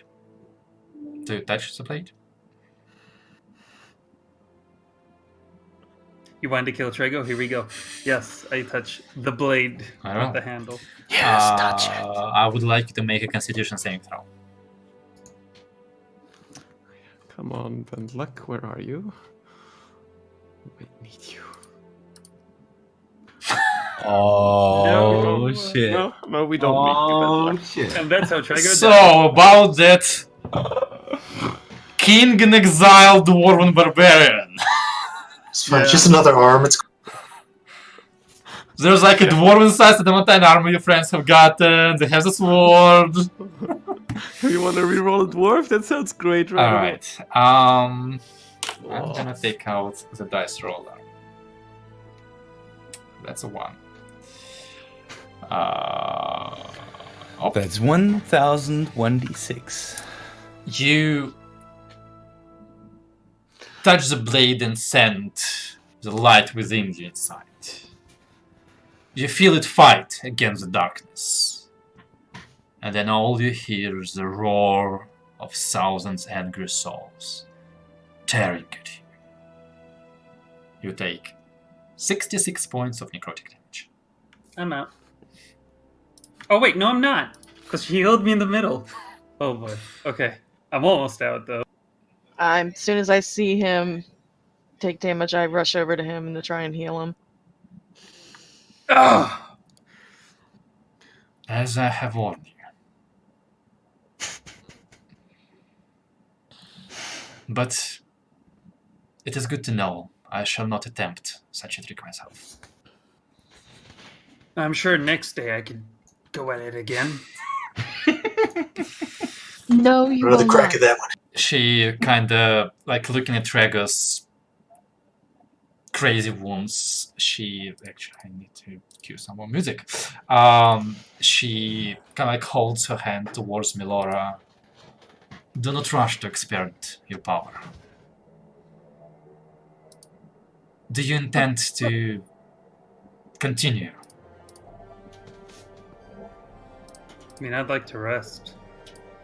A short break is fine, but I think we can continue after that. Or, what do you guys think? Have you, Milora, already casted the spell, or did you stop? If she would have stopped her before she cast it, yeah, she would Well, have she stopped. kind of like... She's not forcing you to stop, but she's like...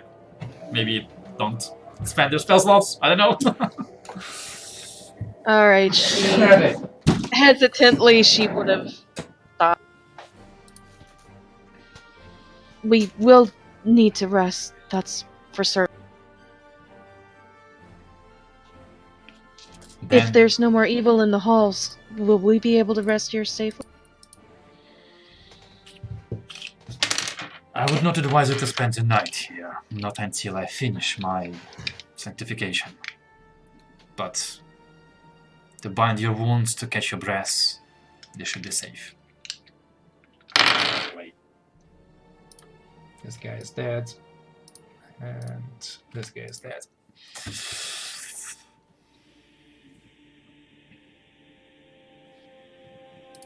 Can I ask, do you know anything about this grudge they were talking about? No. But knowing dwarves, the lost kingdom is the greatest grudge they will ever have.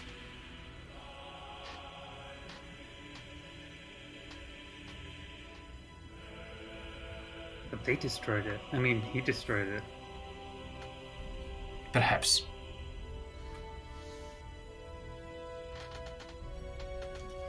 Well, this answers nothing about who sends dwarves to First Windoor.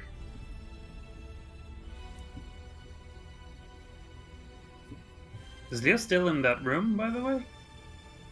I haven't returned, no. Yeah, what are you doing there, Leos, by the way? Snooping. I want to see if I find something like a diary or any written things. Anywhere in particular you're looking? Remind me, please. Was there something like a desk Yeah. in that room? Yes. Yeah, I wanna go through that desk. Okay. Make me an investigation check. Do my glasses give me advantage here? Not really, I feel like. But sure, why not? I'll give you advantage. So you go through the desk. Mm-hmm. What organic books or scrolls you find they disintegrate on touch? Mm-hmm. Just turn to dust as you try to, no matter how careful you try to be, you fear to think how many centuries it's been. You do, however, find a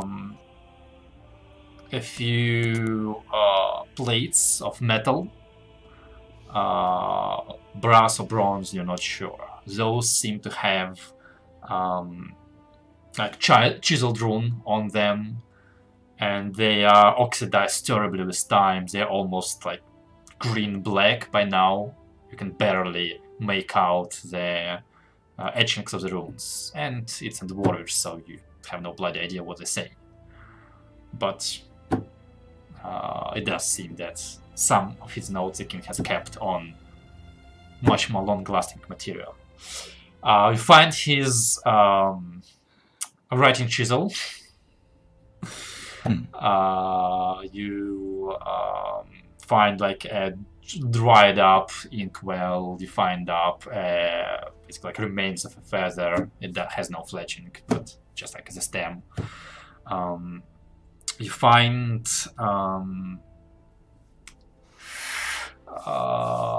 basically like a knife. You find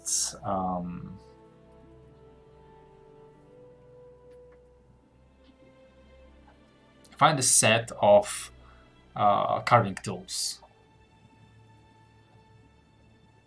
But honestly, so much time passed. That's about as much of useful things or remaining things you find in that desk.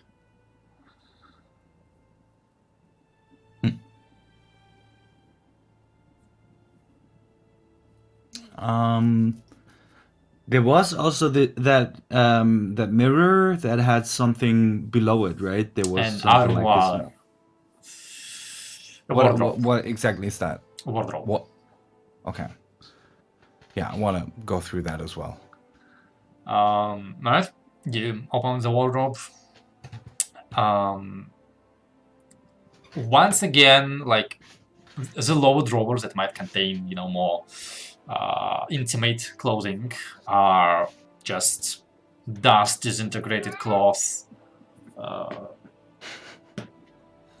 No surviving drawers. The top of the armor itself does have a couple cords that might have been in one time held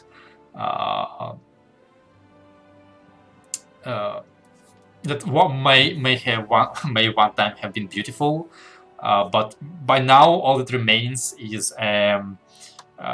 completely faded and almost like see-through remains of cloth with whatever golden thread holding it together that has not deteriorated, and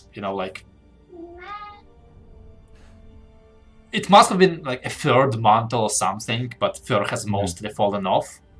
So it just remains, like that underskin of an animal. Yeah.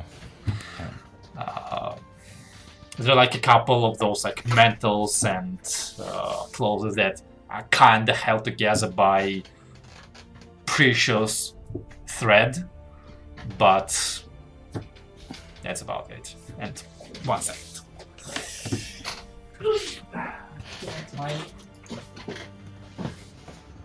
I'm gonna go. Come back.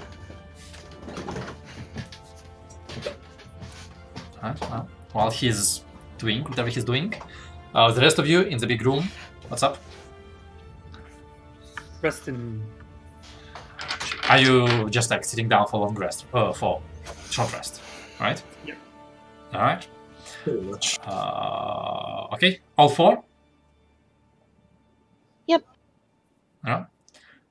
In that case, Leos, anything else you want to do there? Probably not in that room, but I want to go through. I want to check if where the other doors lead to. So there was one other room one other door in this very room. Mm-hmm. You open it up, it leads to basically bathroom. Yeah. Considering it was made mostly of stone and metal, it is heavily rusted, but you wouldn't pull water in it, but you could try. The other 6 rooms that are behind, basically, like one of them is a library, one of them is like a much larger wardrobe. One of them is servant's room, looks like a smaller one. One of them is completely empty. 4 and 2 more. Let me look at the sizes.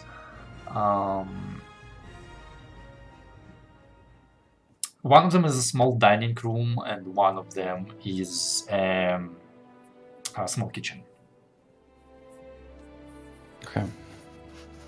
Yeah, in that case, I would probably return to the throne room and just go down the other corridor to the south. The other corridor is just a single square room that contains a tear-shaped table carved out of stone, a very heavy table on short legs, and one large stone chair is at the head of the table and the tip of the drop. Whatever cushions were on it are also mostly destroyed. But it is there, and you see a few like skeletons of chairs around this table. Skeletons. Skeletons of chairs. Oh, okay. Remains of chairs. Okay, I heard skeletons on chairs. That's a huge difference. So it kind of looks like something like a conference room. Yeah, basically. Or an advisory room. Okay. Yeah. I want to check 2 more things. I want to check if there are any hidden mechanisms or doors in this room. Make me a perception check. Come on, good perception, please. Oh, fuck. 12. Well, that's 15. Go by the wall, you check it all out. You don't think so. I mean, dwarven craftsmanship is famous, and there could be a hairline hidden door somewhere around here that you're missing, but you think there's not. You're pretty sure I want to do the same thing in the king's bedroom. Because a king who doesn't have an escape room or a hidden doorway under the bed is a stupid king. Well, before we get there, let's take a break, because I drank too much tea. Alright, see you in a few.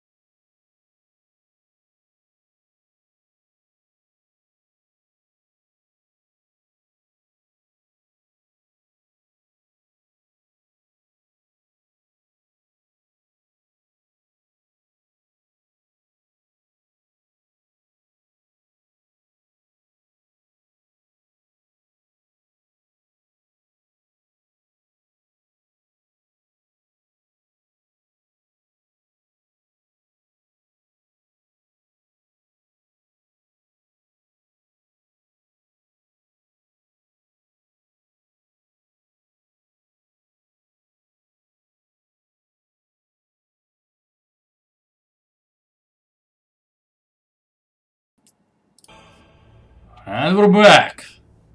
And I need to increase here. Alright, everything fits. Good. So,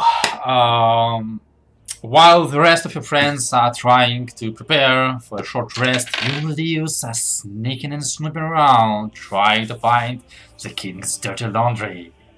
You're back in his bedroom, and you are certain there is a secret something somewhere. If you want to find it, please make me an investigation check. You're not looking at small things, so no advantage this time. You're checking out the room.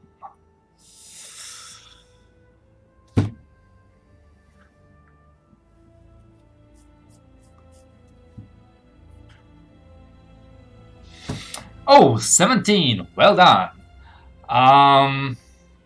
So you climb under the bed. Wait. Are you trying to say something? I cannot hear you. Okay, sorry. Can you say something? Sound fucked? Okay. Leos. He's checking sound. No. There we go. Yes. Yeah. Is it your final check, or you want to do something to it? I have one inspiration left. More than a 1 this time. Come on. I'm gonna boost myself with a 2. Of Aw. fucking course. No 24. More than one. Alright. Consider So this a curse. you kind of like look under the bed looking for anything under the bed. You like tap the stone with your rapier. It all sounds like solid stone. You check into the bathroom. You look behind the toilet. You look into the toilet. That hole looks too small to be an escape hatch. You look into the fireplace. There is a chimney and it must be leading somewhere, but you could in theory climb inside and get through it somewhere. But it looks like a chimney, at least. You check out the stones because you know your grandfather used to keep something behind a brick in the fireplace. No, it's a very good mortar. All is still in place after so many years. You go back to the armoire. You look behind the mirror. That's a wall. That's a wall. And you think, wait a second. I'm in a room. There's no windows. Why the fuck is a tapestry Yes. billowing? Yeah, I'm gonna lift the tapestry in there. There's a tapestry. He's been farting all this time. And you see a wall. But you notice about like a half centimeter wide crack on one side of it. Like there was a secret door and it didn't close properly. And you feel the thinnest smells of old death coming through the room. Alright. But you still have not found any non-violent ways to open this secret door completely. I don't need a key, I have a Trego.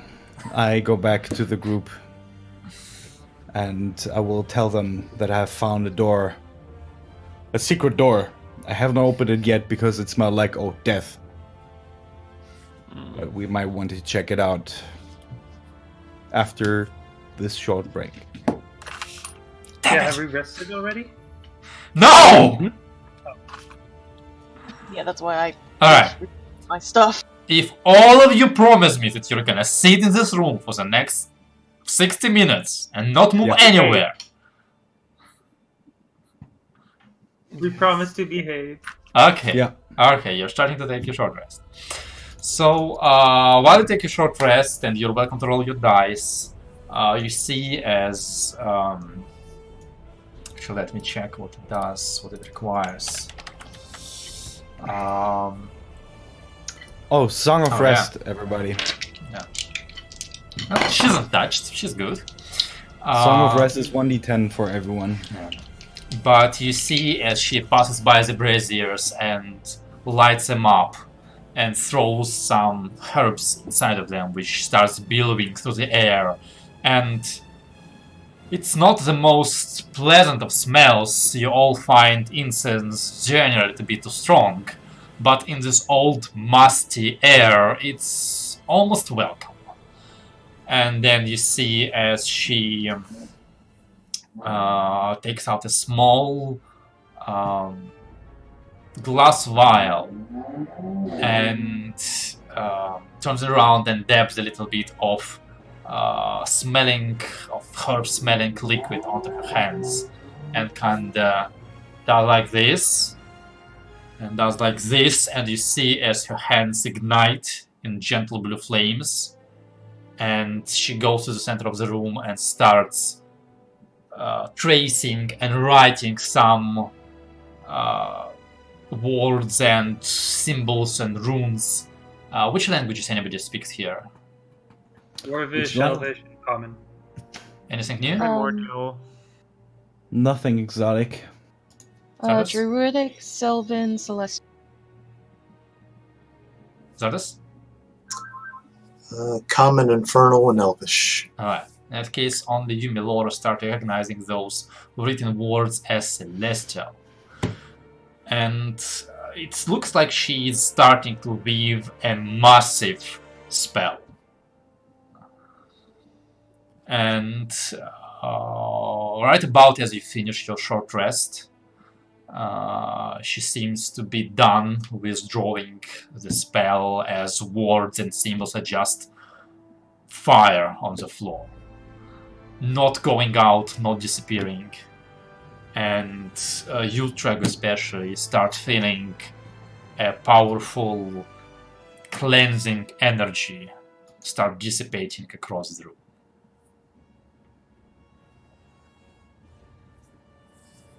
You have bound your wounds. How are you? Not as good as I would like to be, but better. Ready. Are you ready to continue?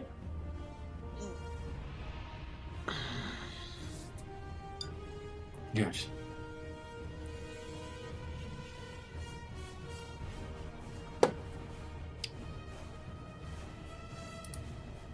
I must remain within this hall.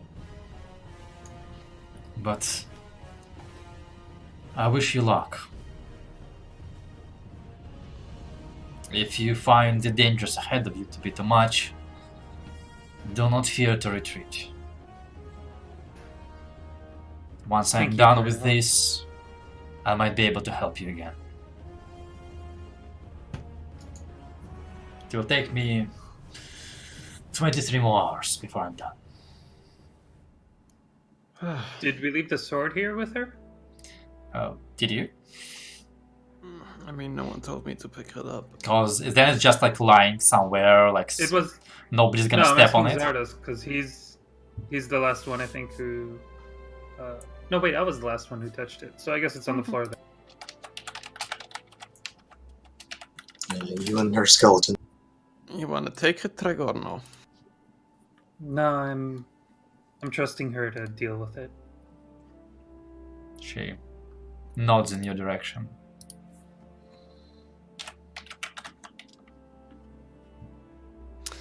Actually, you might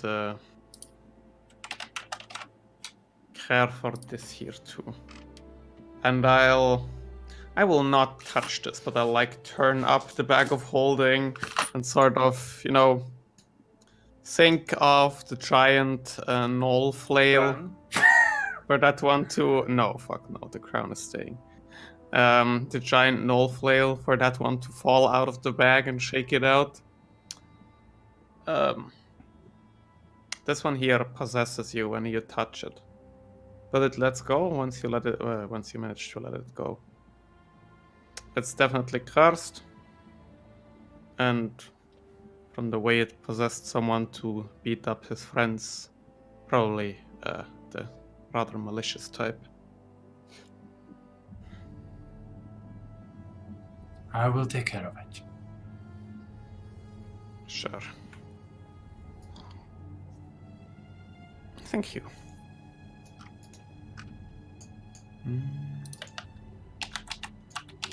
Yeah, either of you rolled the hit points? Yep. Good enough. Very well. Then, what is your plan? I would probably lead the group to the tapestry. All right. When we get to the room, you said there's a mirror, right? Yes. Yeah, so Trigo's gonna look in the mirror with the shield. It's you barely can see yourself in the mirror. It was metal polished, and after 1,000 years, it has heavily oxidized. There's barely any reflective surface left. There's still the good adamantine armor in here, Yes, right? there is. Well, we might as well. And it looks like an exact copy of the damaged one you have. Does anyone care to wear this kind of thing? It's dwarven sized. Yeah, I'm just But asking it would about still sell this. for good, probably. We could give it to Gore-Tex if he's not a barbarian and wants it. Sure. Let's give him that as a gift. The armor of the Mad King. You might like it. It's adamantium armor. Yeah. Maybe it's worth quite a bit. It definitely. But you are right. is. Maybe we'll give him something more useful for him. No, actually, I mean it. Maybe it's worth quite a lot. I don't know if Gotrek, considering he is looking for a way to die, he's gonna like getting an armor that does not let you die, really. But your feelings are appreciated. That's certainly. Somewhere out there, there's a dwarf that his heart has been touched. Yeah. I'm taking the great sword. And Gotrek is like, oh, you might be having a heart attack! This one is also 60, right? Yes. Yeah. Okay. How much space do you have left? Still quite a bit. Good. Alright, so. Chop. What you doing? Poking the door or the crack. Okay, you poke. I mean, I shove it. I try and open it. Oh! Make me a strength check.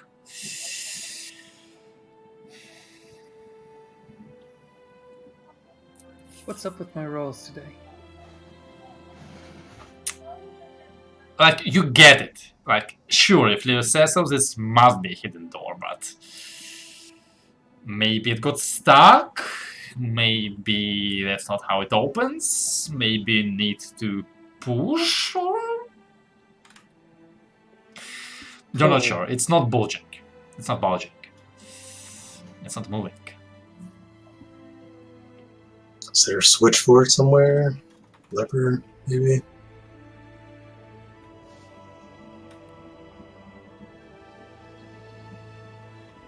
Yeah, let's start searching, I guess. I mean, there has to be something around here. Might also be magical. But doesn't hurt to take a quick look around, see what we find, right? I mean, I Sure, do have dwarves love their lip. I do have detect magic if you want me to cast that. I don't know if it's necessarily magic. I think it's just probably some very well hidden mechanism. Mm. Okay, let's search first, and then we'll see. Yeah. Who's searching? Everyone. Alright, in that case, I want everyone to make an investigation check. Well, that's a natural 20. Nice. Good to know. Nice. Well, Leos, being the calm-headed individual in the situation, you're the first to notice a brass plate to the side of the door, which when you press it in a certain way, kind of like swings open on a hinge, and inside you see what looks like a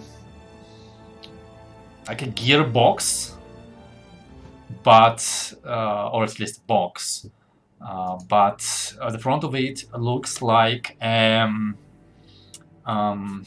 second. How do they call it?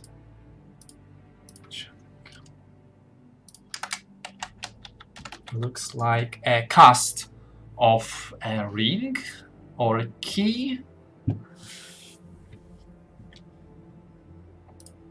A ring or a key? Like something, you know, like dome-like, about like this big. Was any one of the three of them wearing any particular rings? I didn't find anything on the king. Maybe we should check the wizard guy. Let's check real quickly. Maybe one of them has it on him. Yeah. Wander back, check out the three if any one of them is wearing anything that size around his neck. I would like to help him. Yeah, make an investigation check with that. I think I'm helping you. You helping me? Okay. Yeah. 15. No. Like at this point, I mean, like there's literally nothing left where the king was, because he took away the armor and there's just nothing left. Maybe like a little bit of ectoplasm or whatever spirits left behind. No, we're not only searching. Yeah, I know. Okay. And the two skeletal friends are like, they appear even more disassembled than they were when you re-killed them.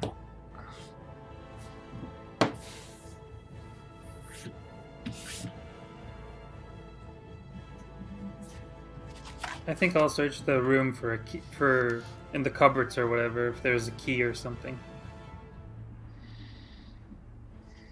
Sure, make me another investigation check. Okay, nice. Does any one of us have thieves' tools? I do. You do? Mm-hmm. You want me to try? I used to be okay, but I haven't packed in a long time. Like years. But I can try. Well, I don't think we have many other options right now, do we? Okay. Or Melora, could you turn into an ant and climb through that tiny opening in the wall and see if there's anything on the other side that can be opened, or even if it's worth going through that trouble? Maybe Sure. it's just, I don't know, some kind of sex room and there's just worthless things there. So, Sure, I'll give it a I try. think it's time to put the Dungeon Master into the D&D. Oh no, it's time to put the Master into the dungeon. Alright, yeah, go for it. Alrighty, I I'm all- shapeshift down into a Or wait, what are we doing? Are we doing the tools or?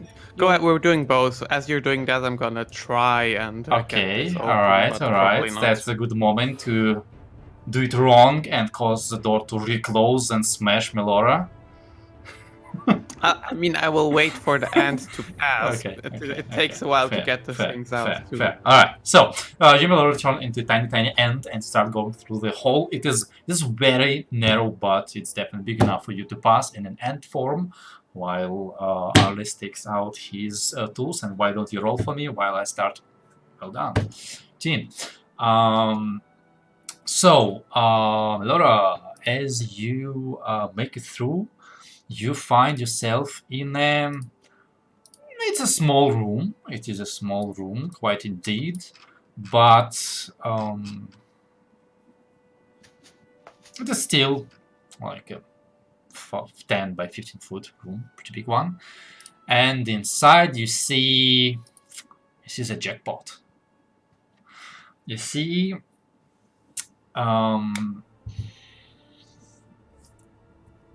chests on both sides of the walls.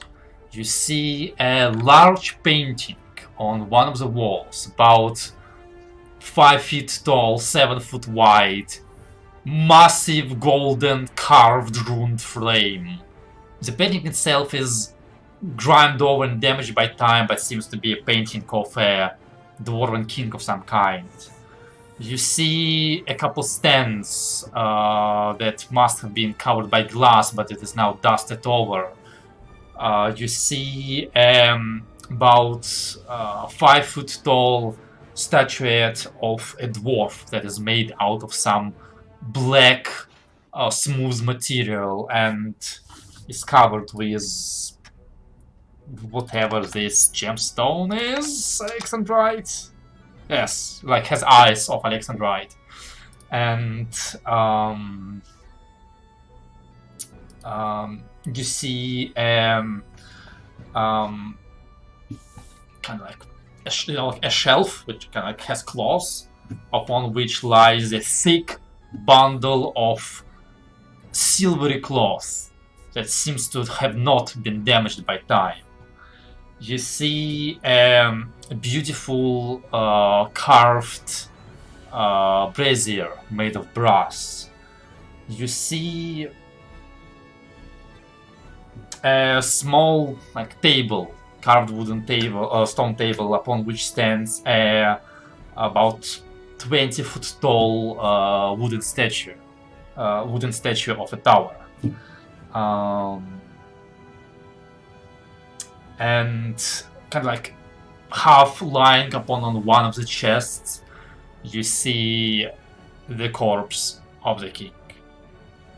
This one definitely physical, desiccated, dried up face, tattered, half gone white beard, a couple gold rings on it, half destroyed clothes covering his royal body.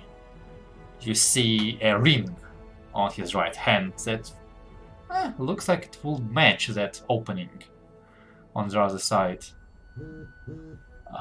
Meanwhile, you, Arlis, are trying to open up the mechanism.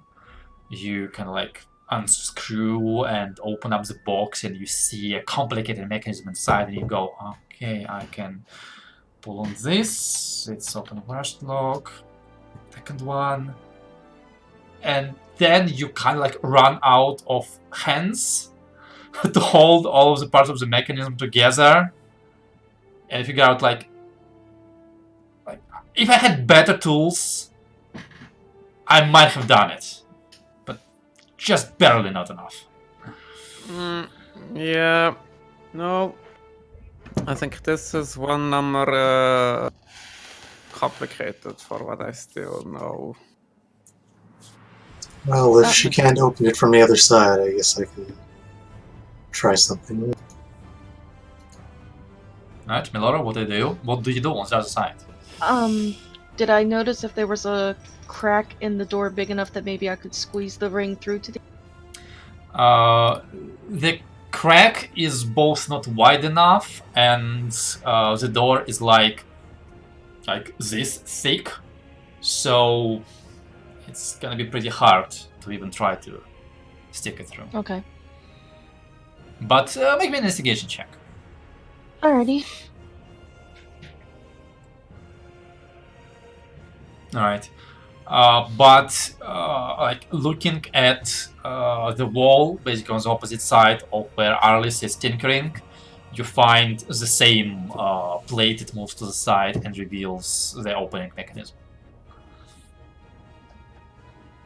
Okay, I shapeshift back to my elf form and I flip the... You'd switch. have to shapeshift to find it even, but okay. Oh, okay, yeah. Yeah, Well, I mean, yeah, to be fair, she would have. I'm sorry.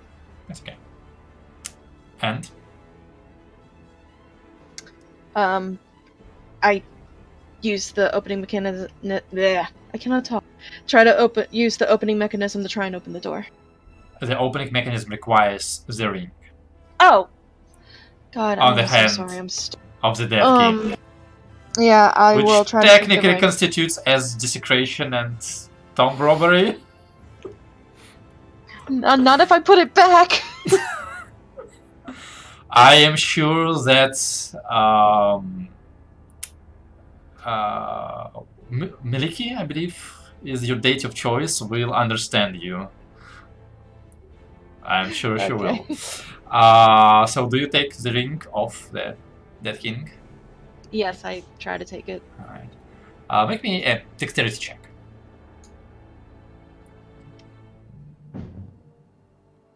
Alright. You very carefully take the ring and slide it off his fingers, because you feel like after so many centuries I'm just gonna take his whole arm off if I yank the ring. But you're trying to be very, very respectful towards his remains. You don't want no spirits rising from the grave and killing you. But you get your ring and you hold it with between your thumb and your index finger, and you go back to the mechanism, match it, put it inside. It seems to fit, and you try. Click, click, click, click, click. Mm-hmm. And after a few clicks, you hear the mechanism inside go. Start moving, and the door straightens itself, and then slowly goes and opens, not completely, but enough for single person going. After you, Trego. I go in. I shall follow.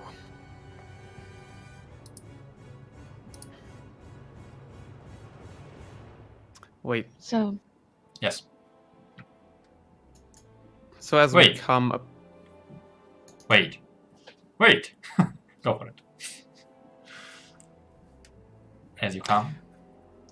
so as we come in, we see the king still lying in this.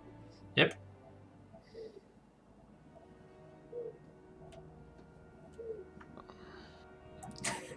Does it look like we sort of move around? Does it look like he's touching anything in particular, holding anything? He's kind of there's a chest behind his back, and he's kind of like this, slumped over it. Like one hand, left hand on the chest, the right one with the ring kind of on the floor.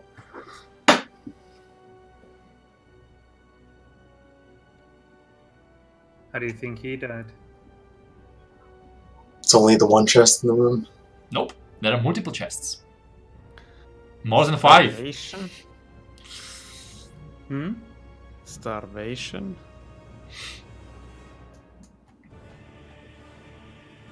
He locked himself in here. Well, he could have gotten out. But Quick out of character question. Yes. So this looks like a king, like a dwarven king. Yep. Does this one look exactly the same as the one that we saw on the throne? Make me a medicine check. Medicine. Medicine. Okay. You're trying to match a 1,000-year-old mummy to a 1,000-year-old ghost. You go, alright, well, this looks like a skull of a dwarven male about... I have no idea what I'm talking about. Okay.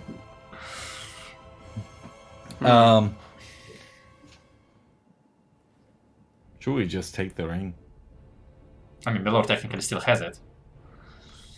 Or should we just, take things here? 'Cause this definitely looks like a treasure room. And a very well-stocked one. yeah, let's take a quick look around, get an idea of what would benefit the back the most. I don't know how I'd feel about taking something from someone's final resting place. His involuntary final resting place, I'd say. But it's still a resting place. He ain't gonna use it.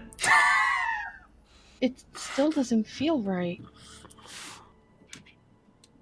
Yeah, neither did that sword, but that kind of hurt.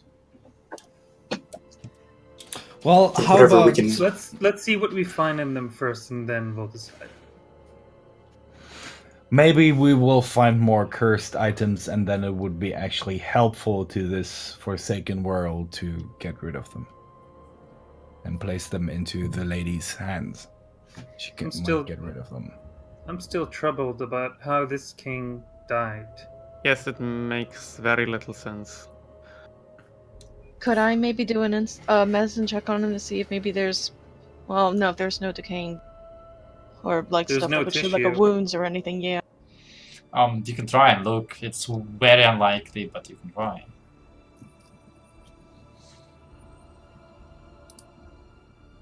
Wrong thing. Sorry. It's the same modifier. Oh my god, at a 90.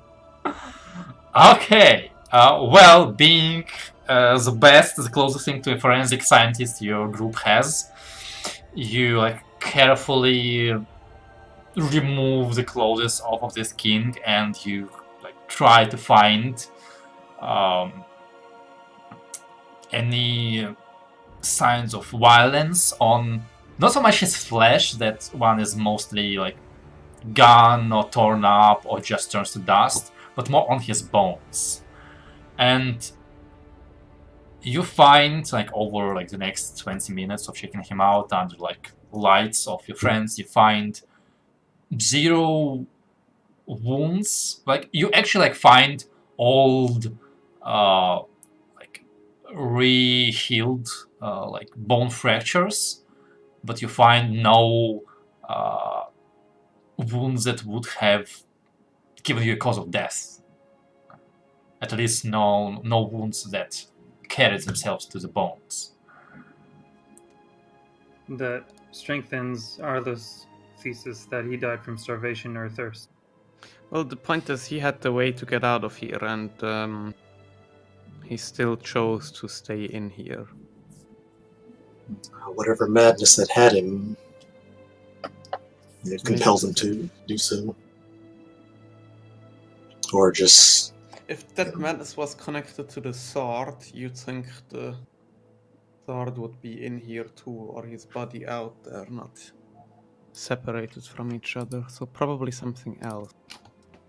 If the madness started from something else, then it just affected the sword later. Do you think it might have just been greed that Dwarves made can be him a little stay greedy. here, or was it that he was trying to protect something that no one was supposed to get? Or maybe he was hiding. Looking around might give us a better idea if Yeah, let's check through. there's something worth protecting. If something, be careful with what you touch, though. Yeah. Cursed! Cursed! All of it is cursed! Might also be those same little creatures that lived inside of the dwarves down in Fristwindor. Might be one of those token. And is gone? I don't know. It's not cold enough in here for them to die, so I think they could probably just move around. Whatever was putting those things in the dwarven corpses might be somewhere else, I don't know. Yeah, but still might be connected. So, keep a watch for something small and black that might jump down your throat if you're not careful.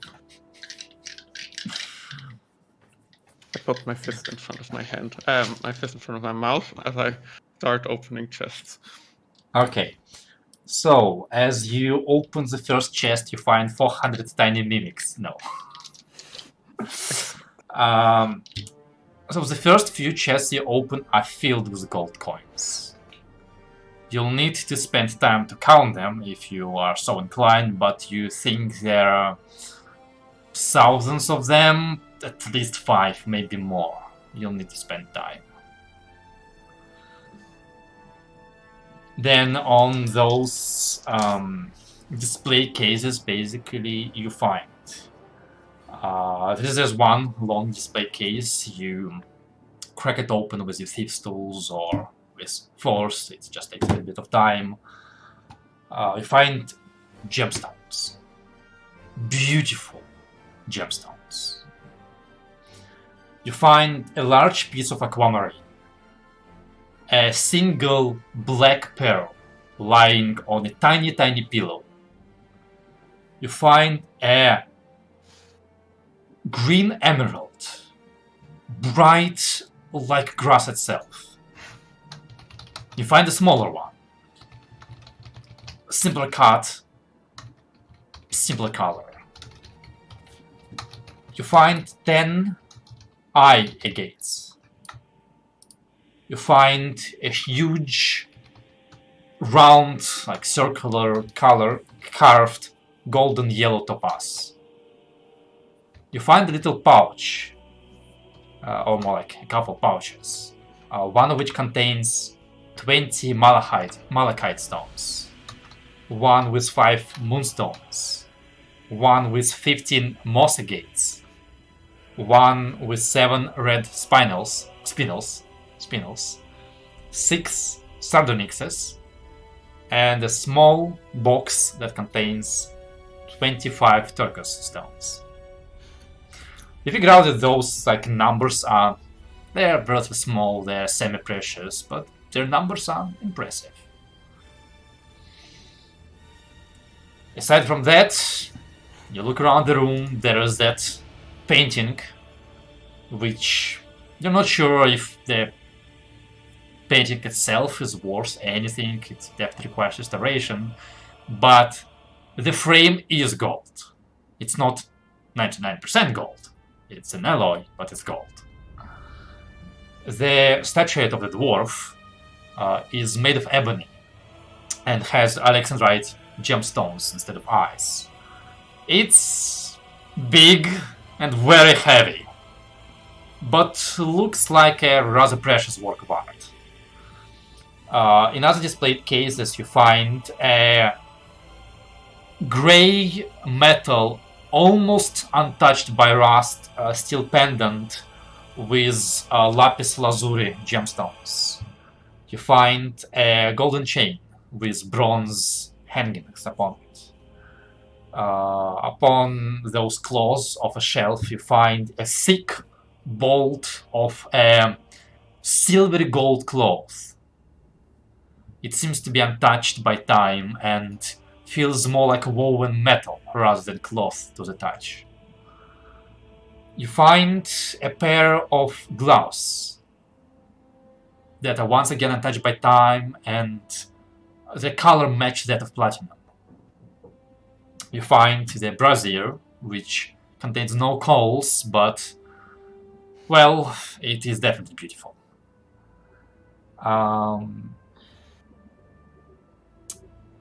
You find a folded cloth. You find a folded gown made of golden thread, trimmed with some sort of fur. Inside the same display panel where you found the pendants, you find a golden comb with more red spinels and a jet necklace. It's beautiful, and as you wipe the dust, it is dark like the darkness spell. You find the same displayed case 2 more talismans, both shaped in the shape of a small, furry, ferret-like animal. One just made from some sort of hardwood, one made with bronze eyes and brows and a contour, very beautiful. You find 5 small glass vials. They don't look like potion vials, they are very thin glass and elongated. And last but not least, upon that stone table you have seen previously, you see a hardwood miniature of a watchtower that has a few pearls rolling inside of it. The watchtower doesn't remind me of a certain tower far south of here. No. Okay. Trego, I think it's time that you detect magic and see if there's anything Yes. hiding in here that might be worth looking closer at. I mean, there's. Holy shit. Alright. You cast a spell and look around, eyes excited. It's all treasure. But it is mundane. Nothing. No magic here. In none of the chests. Okay.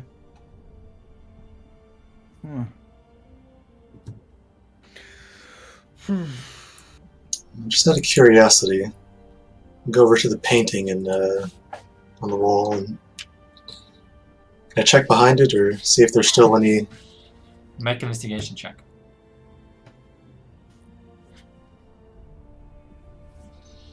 Just because if there's wind blowing. And Yeah, it's still closed in. Yeah, somewhere So the cool. wind should be coming from. Oh, 20. nice. Oh, nice. Behind that painting, you find finely meshed grate that seems to lead to some sort of a ventilation tunnel. It is small enough that you think not even a gnome would be able to go through, and as you kind of like peek inside, you see more grates and bars, making sure that no thief will make its way through this ventilation tunnel. And it's about this big. okay, But you do feel like very, very light draft of air from there. okay. Well, looks like this is where the air is coming from. Oh, so, what do we do here? Valora? You want these riches to stay buried down here? I think so, yes. But this is a group decision. It's not just me.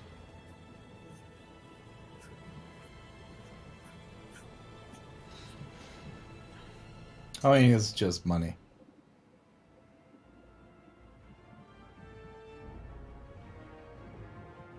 Coin is just coin. The jewelry seems priceless in comparison. Art from 1,000 years ago. Thing might just get you in trouble if you try to sell it around here.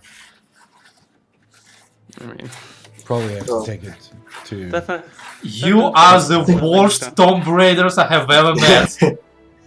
Just saying, anyone who would be mad about trying to sell this stuff off probably died here. Somewhere, like both Lara and Indiana just turning in their coffins. Yeah, let them turn. They're fucking thieves. Saying Nachnai out there is sanctifying this place and putting the spirits to rest. And she. Probably well, okay, Well, we have her blessing to take this. basically. I really don't care. If we could put it to good use, I'd say go for it. Yeah, that's my position. Yeah, before you touch anything, let me get out of this room just in case it explodes. I leave the room. And she sure, leaves the just- room, the door closes, and it fills up with lava, and everybody dies. No! I knew it. Great! Time to escape through the grate. Oh. This reminds me of we were playing Divinity recently, and we got into like a room, and there was valve that said like emergency cleaning, something like that. And I turned it, and well, what do you know? The room filled up with deathly gas, and we all died.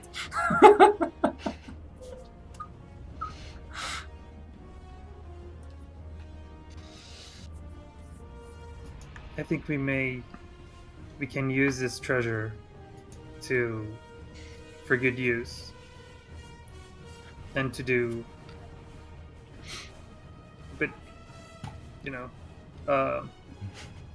something more in lines of our goals instead of it just wasting here.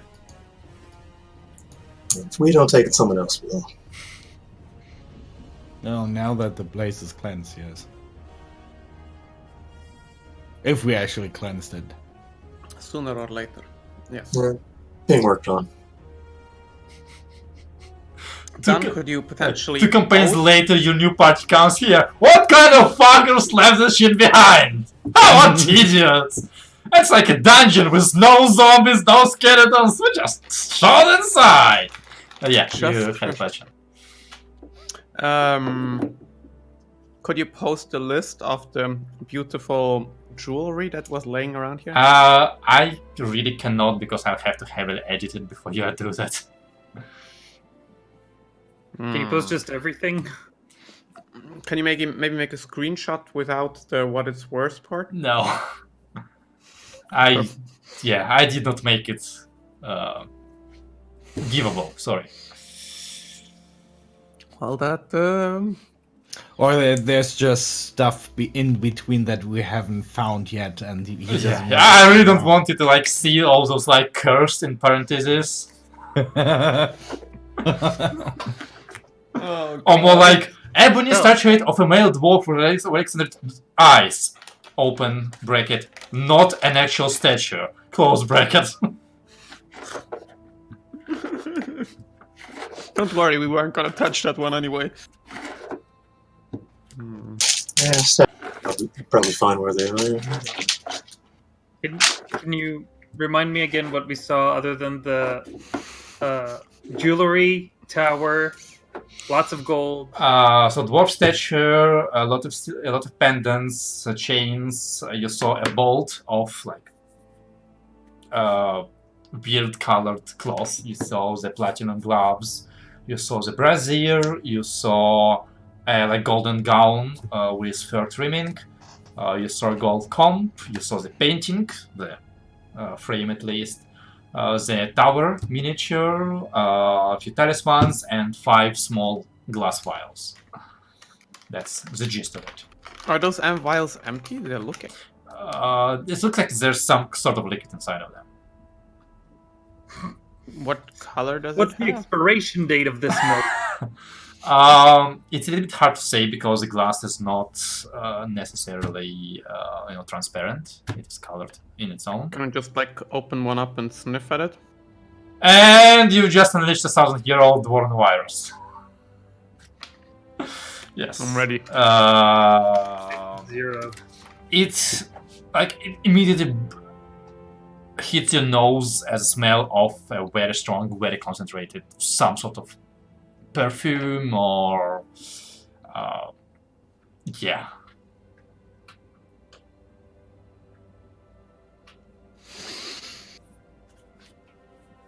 So, if we are taking this, what are we taking? Because, I mean, no way that painting frame goes anywhere. No way that statue. You can is break going it up, you can melt it down. I don't want to spend days in here.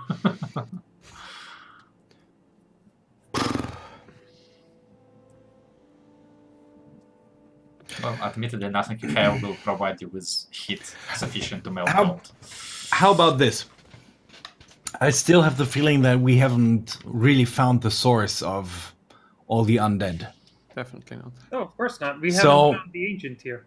Let's do it like this. We close this room up again. We leave everything in here and see how much fucking stress it will be to get rid of the fucking source that is actually here. And if it really almost killed us, we're going to come back here and take everything because this place owes us.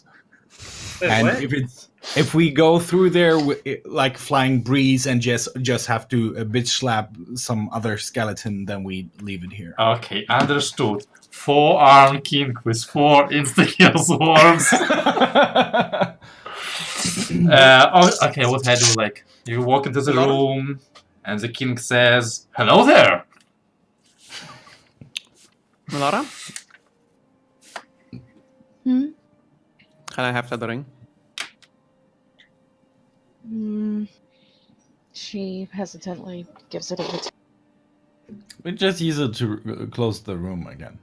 Yeah, and we'll need it once we come back here. Yeah, makes Also, sense. I think Leo's this would serve well to get back here. Teleport. Oh yeah. Sure, if we need it. Just in case. Well, Can you remind me which level did you cast that big hand again at? 7. Okay. Yeah, by the way, I'm completely out of spell slots. I have just one level 1 left. Seriously? Oh Yes. Jesus! Wow. This is the time to kill us, Dan. That's interesting. Yep. And I'm gonna use that spell slot And to cast Sanctuary on myself. this isn't even my final boss. Or at least that's what I'm gonna tell you, because I'm not gonna tell you the truth. So. excellent. Well, let's get out of here and start looking. Alright. Also, wait. Do we want to take his corpse to Nochnaya? I think we can just. I mean, Sure. we can. and No, we also can't the- carry him because then you'll. just No, fall no, no. here. But I'll get out the carpet. I think if we handle it carefully, we can get him onto the carpet, and the carpet can float him to the front. You're gonna clean her up after you do that. And get dead guy parts Of all course. over the carpet. Okay. You guys are very, very sensitive.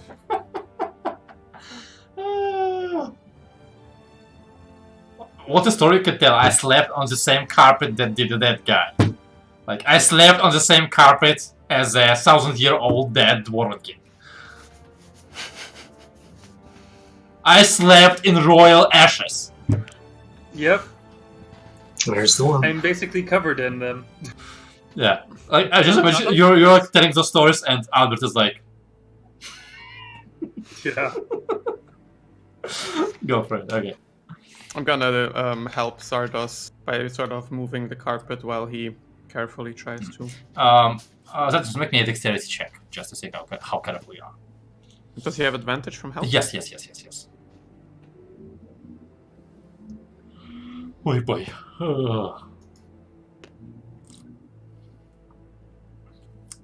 Nice. Yeah, good enough. You tear some of his clothes in the process because there's literally no way around it. But you're pretty sure that at least the body itself is as intact as it was when you found it. And it is on the carpet. You put it on the very edge to make it easy to remove. And if I understand correctly, you all get out of the room, close it up, wait. And I until pressed it's closed. digitation bits of him off my hands. Yeah. And you travel down the hallway back into the throne room where Nochnaya is still overseeing her spell. She doesn't seem to be so much as actually working on it, more like maintaining the energy, supplying the energy for this magic to take hold. But as you appear with the corpse, We think this one here is the king. she walks to you. Good. This will help me completely banish his spirit. Where have you found it? In a treasure room. Behind this one. Any other bodies you have located? No. Then I shall take care of this. I'll sort of make the carpet, So, slowly have him slide off. what else can where should we go and look? I still am missing the explanation how Mines. The undead were raised. I think the mines is the place to go. We have I only think started Sophia- exploring this kingdom. We've never been to the temple hold, not as a mine hold. I think the river is likely Yeah, it was to connect further down. Yeah, it was the temple, the mines, and just one other district that we. The smith Where at you the went with. market. Yes.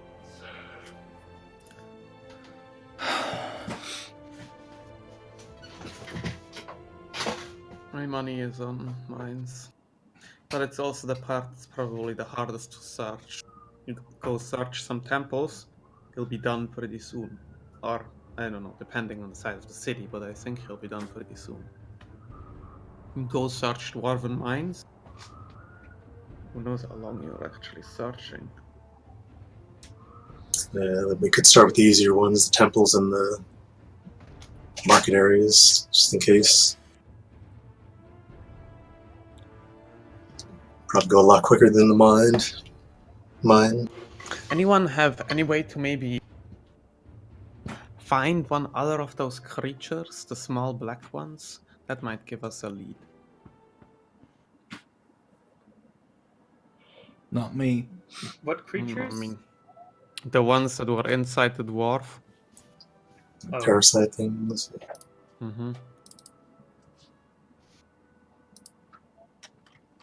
You know what? Now that you mentioned that, I wanna. If there's anything left of the wizard and the sword guy, I want to go and investigate them. Do we see any of those little black things in them? Definitely no. They are completely skeletal. Okay.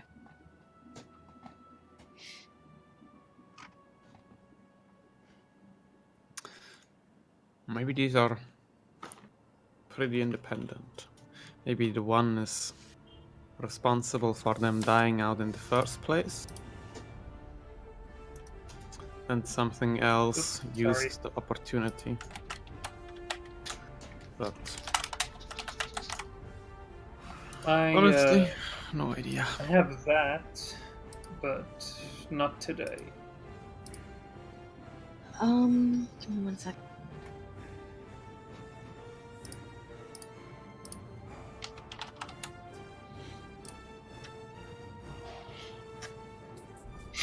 I don't know if they would be considered animals, but I could try locating. Yeah, maybe they count. If they're a sort of parasite.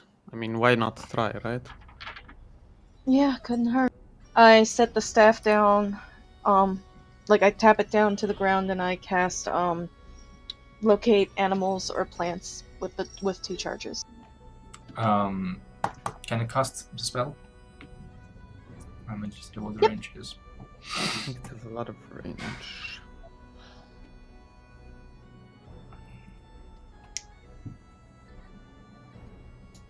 Five miles. Um,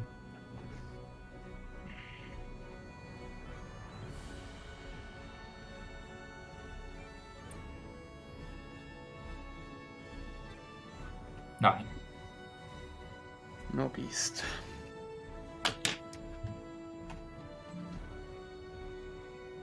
Sorry. No problem.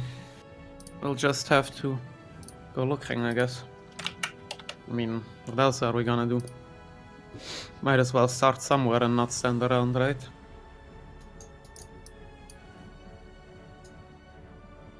Right. What time was it when we went into Karakva? It was about like 4, 5 in the evening. Okay. You feel at least a couple of hours has passed, especially with you taking a short rest. Yeah. I think Melora can cast Druidcraft to see what time is it. No, she can check out weather, but not time. I'm pretty Yeah. sure. So, anyone looking to investigate any part in particular? Have a good feeling about the temples or something? Tending to agree with you that the mines is probably the right place to look. But I wouldn't want to go there without a proper rest first. So maybe we'll do the temples today. or the workshop? There's another point here.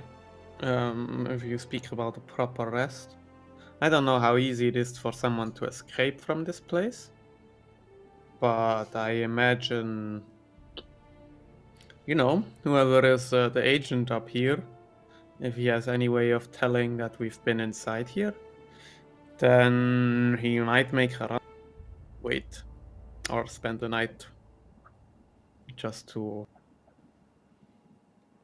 And refresh ourselves. another matter of concern, if there is another wave of zombies preparing, it might depart very soon. Because you already spent, I think, 2 days since the last wave. Yeah, and so technically it's probably already Yeah, but underway. we're in no condition to fight 600 plus zombies. Oh, yeah, we are. I am. Well, I didn't do much last time anyway, so don't have to mind me. We just have to get back. If you wish to continue to the mines, I will not object. I think we should. I think time is of the essence. What you mean? Melora? Leos? Sure. I agree. Time is of the essence. I'm not really comfortable being so much out of juice, but if you feel fine, it will be alright. Начиная speaks up once again. Throw a stick or something. Once you head out, be aware that it is unlikely that you will find a safe place to rest. Not for long, at least. As such, I have a bit more magic I can spare for you. Which ones of you are the most crucial, the most valuable to survive? Fine, Melora. And the other one? Trego. I got some healing spells, but 2 of them. Then come to Yeah. me. Well, She- Leos is the one that's hurting the most for his magic power. Shouldn't it be him? That's not what she's looking for, aiming at. Oh, I think. yeah, she's not probably- returning spell slots. Yeah, I think she's more into casting protective magic on them, if I understand her Oh. Yes. correctly. okay. So, as the two of you step forward, she takes out her amulet and prays to it for a moment, and puts a hand onto each of your, the side, and you see once again that ghostly raven behind her back, which flies at you, and you feel a cold flame light up inside of you. The same one she has on herself. And she says, "This magic will last for 8 hours from this moment. Once. Only once. Were you at a point where your body would go unconscious, it will prevent it from happening."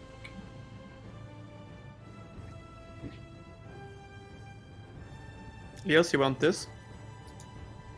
She- I'll take off my Oh. necklace and hold it out.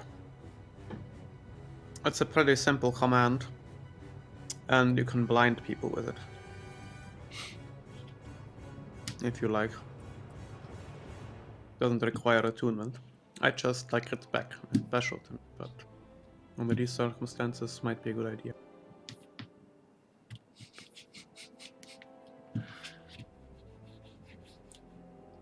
I just understood that Aris is really good at flashing people. You have the amulet to blind people, and then you can flash them with your robe. I'm really good at that, yeah.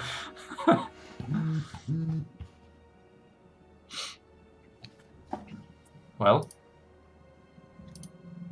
what do you do, guys? Thank you. Don't sweat it. But remember, 8 hours, and it works only once. Thank you. Thank you. Thanks. Godspeed. Is Leos taking it or not? The amulet.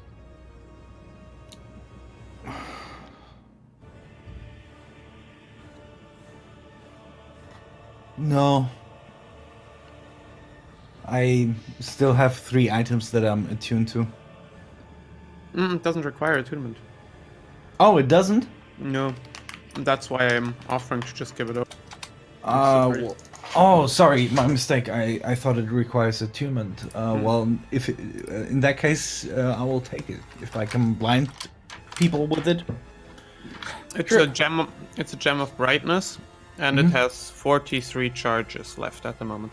43? Out of 50. I've had it since I was level 5. Remember 10 levels ago? Almost. 9? What is I'll called Gem of Brightness? temporarily add it to your journal. Okay. Yes.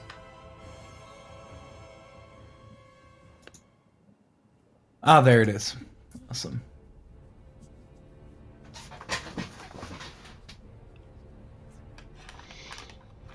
All right. So, ladies and gentlemen, To the mines. very well, to the mines it is. You leave the throne room behind. And as you're walking back to the hall through which you fought, there remains just a single hallway leading to a single door that you have not yet investigated in this castle. Should we go down that Yeah. Just in case. Okay. just in case there is some perverted Ceruleus sitting there enjoying himself? Creating undead people. You open the door and it widens into a pretty wide hallway that leads to a circular room with 4 statues, all pointing or pointed towards the middle of the room. They seem to be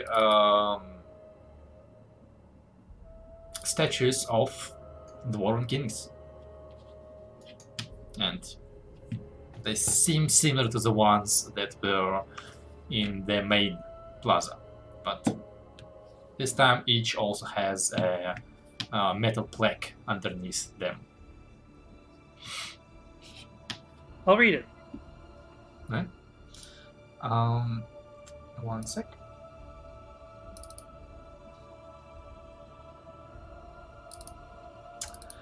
So, the first plaque reads Nern Shieldbreaker and depicts a mighty dwarf holding a thick book in one hand and kind of like leaning on a warhammer in his other hand. Has a long beard, braided and covered with rings. He's wearing armor, and upon his brow rests a round helmet with a... Is it a freaking dragon? Upon its crest. The second statue is marked as Gotrek Starbreaker. Another dwarf. This time, however, his beard is a little bit short, but his mustache is bushy and braided a little bit. He is holding a double-bladed axe in his hands, but its handle looks short, like it was made to be wielded with one hand. He is depicted with a mantle of fur and has a helmet that covers most of his head and has an eagle or some other bird of prey upon its crest. The third statue reads Athranbor Thorixon and depicts a dwarf with the shortest beard of them all. A very well groomed, very bushy one, but a pretty short one. He, however, is depicted in armor so mighty you have never seen an armor like that before. Obviously depicted to be an adamantium, it covers him from head to toe, and aside from the beard, it leaves not a single spot of the dwarf to be seen. Honestly, he looks like a metal adamantium barrel, as sturdy, as rotund, and as hard to damage. The helmet that he has, like flat-topped helmet, has a bowl of some sort on the brow, and underneath the eye slits, a metal shield in the form of a mustache protects his mustache. Its design is pretty similar to the one that you, Traeger, have been granted by Glot. The last statue reads Alric Ralnofson and depicts a dwarf holding a battle axe, a great axe, in two hands, standing upon a shield. His beard is long, going down almost to his knees, braided in multiple strands. He is wearing an open helmet with metal wings coming from the sides.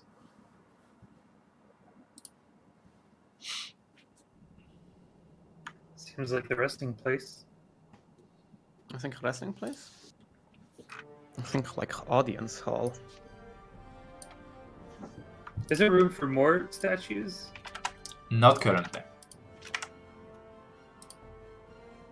Did this kingdom only have 4 ones? Feels weird. No? I know what dwarves live a long time, but Just out of curiosity, I would like to go to the statue that has the big depiction of a dragon Yeah. on it, and just see if my amulet reacts in any way. How? That bot is claiming that the last image of a Dwarven King is illicit? What?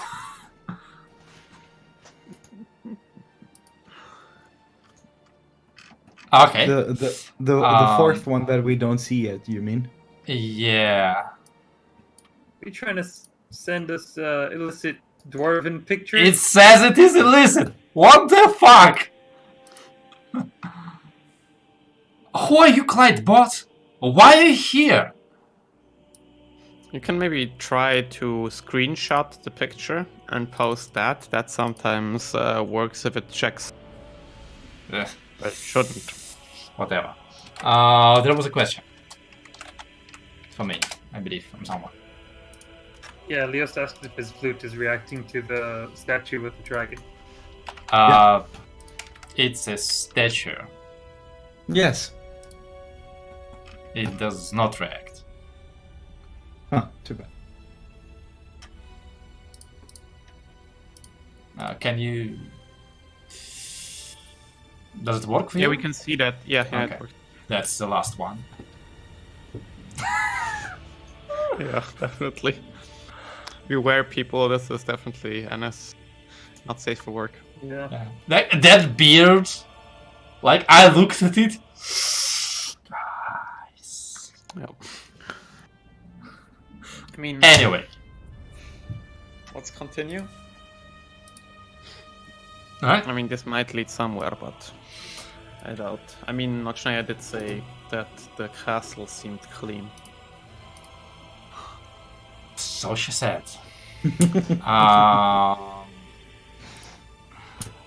Okay, so you all leave the castle and step back down the. Should I give me a second?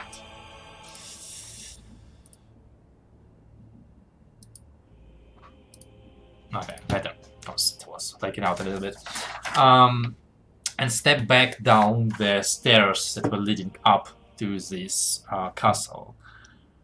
Going back down and looking at all those broken statues, looking at hundreds of corpses thrown all around, you wonder how many of them have ended up inside of the blade.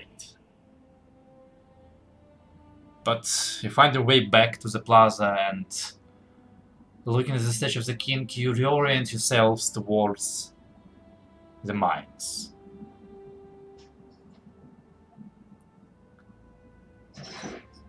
Do you proceed? You walk towards the gates. Same gates you've seen going into the king's hold and into the crafts hold, standing open. You walk inside to see more dwarven homes. Empty, abandoned, lifeless. We keep walking. Both pressed for time and feeling uncomfortable, knowing that you are in a city that has become a tomb. You walk to the end of the hold and you see another set of gates, leading deeper inside. Gates that have been battered open and torn away from the heavy hinges that held them once.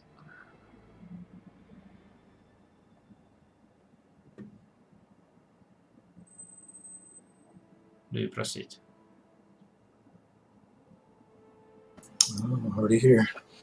Let's see what's going on. You step over the threshold to see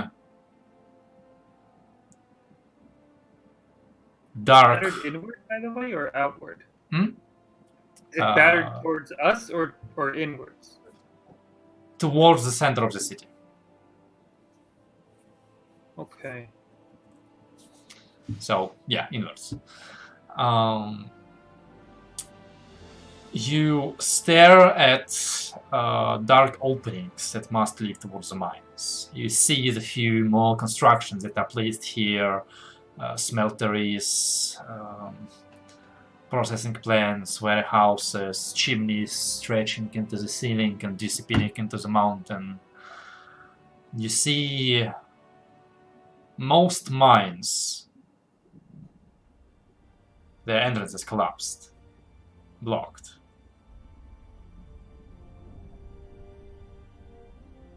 But those few are gaping open. A dark mouth of stone prepared to take you in.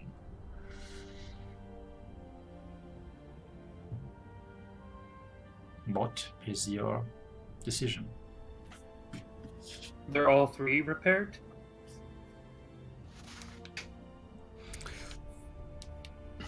They're open. How about we check around a little bit? Maybe see if we see anything that resembles footprints. Any smell that comes out, any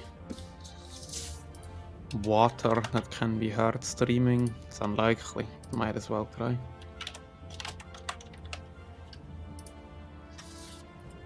Mm-hmm.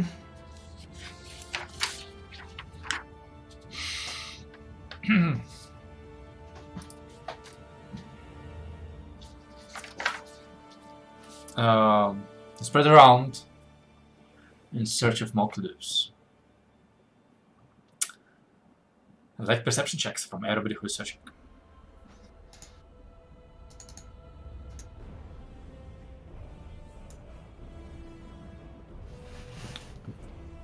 Yep.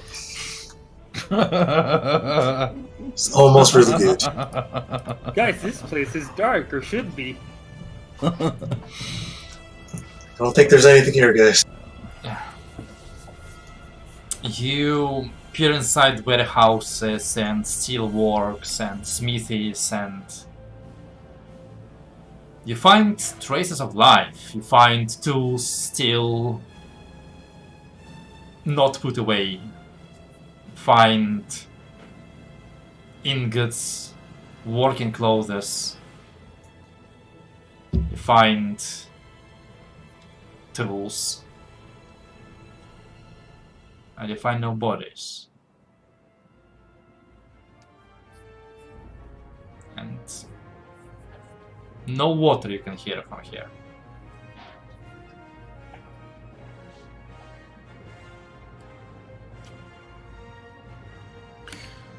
Well, I think those bodies would have left some tracks if they were the ones that were being used down there, so probably those are the ones littered behind us that came from here in all likelihood. So might as well just go on. Anyone have any preference for which mine to start with? Any particular feelings? The miniest mine of them all. The center mine it is.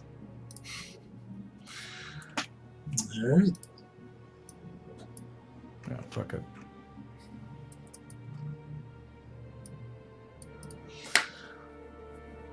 Full of trepidation and holding your breath, you step into darkness. Now illuminated by your spells for the first time, perhaps in centuries. The mines are well maintained, well carved, still supported. Only the slightest of breakages and slippings after all these centuries. But then again, this is the entrance. They haven't mined here even before this all died out, and the better the pathways, the more ore you can process, the more ore you can move. By now, this entrance looks more like a dwarven hall than a mine. You head deep inside. Here and there, Traeger, you find dwarven markings or half-destroyed maps that show you directions and explain where you are. Not enough to give you a full understanding of the expanse of these mines, but enough to think that you are on a path. You see that this whole level you are right now on is long since mined out. Most of it is converted to additional warehouses and facilities, some houses for miners that don't want to return home for the night, administrative offices, more warehouses. You need to go deeper. You need to go down. You find the route towards the way below.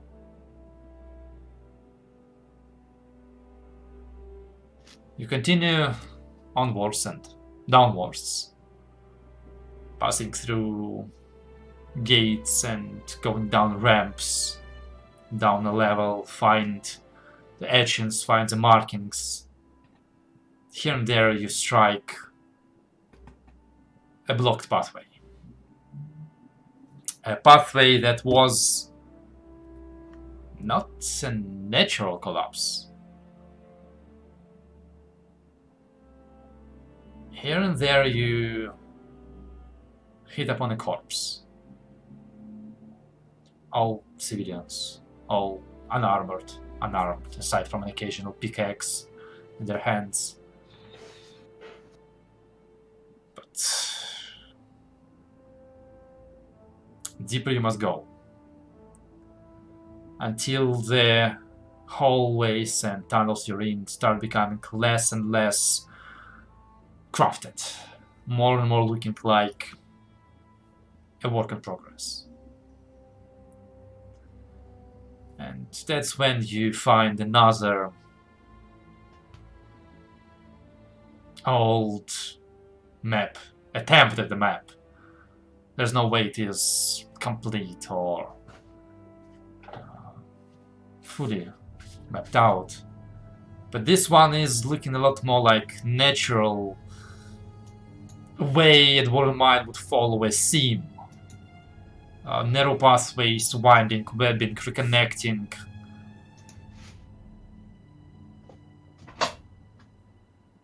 One word catches your attention. The name of this map is the Dracor Stratum. Ooh. I convey that to the group. Well, Yeah, whatever we're looking for, it's definitely not here. We should go somewhere. yeah, let's go completely somewhere else. Very well. So as you turn around and retire for the rest of your lives, I think there must be something like I don't know, the Sunny Beach mine or something. Let's look for that. This is yeah. their Like supply. Drakor is that one word for like a happy dwarf resort. Sadly, the story did not have a happy ending. So, That's where we gotta go, right? very well. Yeah, this seems That and also prevent further access. This is basically their supply for all the Drakora they've. Keep an eye out for tracks on the floor. Give us the best idea of what we had.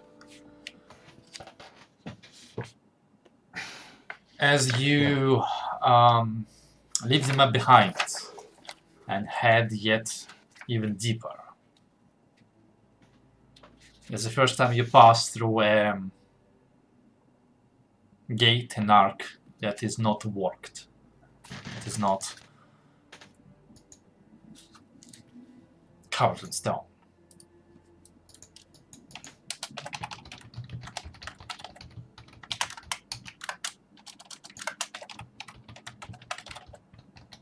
Yeah, sure. And as you cross it, I need everyone to make an intelligence saving throw. Intelligence saving throw? Everyone? Yep. Yeah, we're all being. We're all close enough together. Thank you, Trego. Yeah, add the 3 to the 2. I'll take my +3. Oh no. I have advantage, right? Why? Nope. I rolled a 20 on the advantage. For asking such a stupid question, you have disadvantage. So Alright. it cancels out, so it's a 3. No. Well, yeah. I ask stupid questions because I don't have intelligence. Okay, so Lewis most likely failed whatever he needed to fail. Dragon most likely failed. Milord sounds good. Arlis sounds good. Yes. Tregos is still a 6, by the way. Sure. Your modifier is wrong. It's only a +0. It should at least be your charisma mod. Oh, wait. You wait. made him Isn't his instead intelligence instead of minus 6. 3? No, it's not. It's 0, but why doesn't You made it in check instead of a save. Oh, Is why. So Zardos, you want to turn 14 into a 17. 18 plus Trago's things. 21. Sure. Okay. And for Arlis it becomes 19, right? Mm-hmm. 10. Okay. Well, in that case, actually, one more second. Because I remembered one more thing that is extremely important. Fucking in saves. What the fuck? Where is it? Where is it? Where is it? 1 second. This scares me. Whenever I hear int save, I think mind flame. Okay. Interesting. Interesting. Intellect interesting, Devourer. Interesting. Alright. So, in the tradition of this game, what? The picture. Me and Leo's right now. Alright. As everybody passes by, seemingly just marching along, you, Trager, are wrecked with a terrible headache. And as you kind of double down in pain, you stare ahead of you and you see an image. An image like looking at a glass, at a window which has a reflection of something behind you. You can barely see what it is aside from wog shape and 3 red angry eyes staring at you.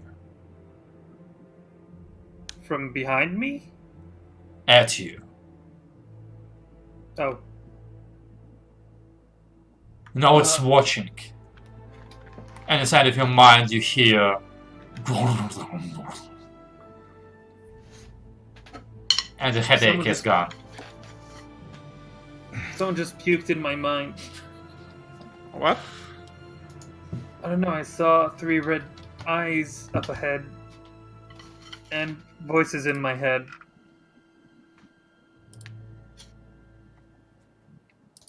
Okay. What did they say? It doesn't sound like the language. The exact wordings were... Ah.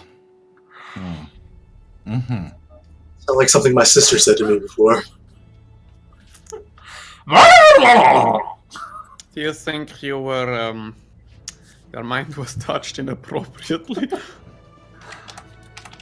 Yes, that's why I'm telling you this. Laura, what do you think? Can we do something about it? Just in case? Do I notice anything like that as well? No. You're too smart. No, you clearly were even lower. I don't think so.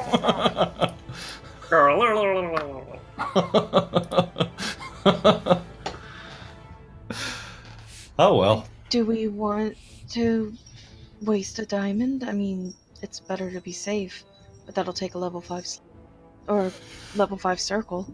Nah. As long as he's not bleeding Charmed. from his eyes or something. But let's be on the lookout. If you heard that voice in your head, everyone keep a close eye on Trego. It might be... He'll... Who knows what. Definitely keep the dust ready, Melora, because who knows what's gonna happen. Yeah. Keep it Okay. ready. But I think it also says we're on the right way.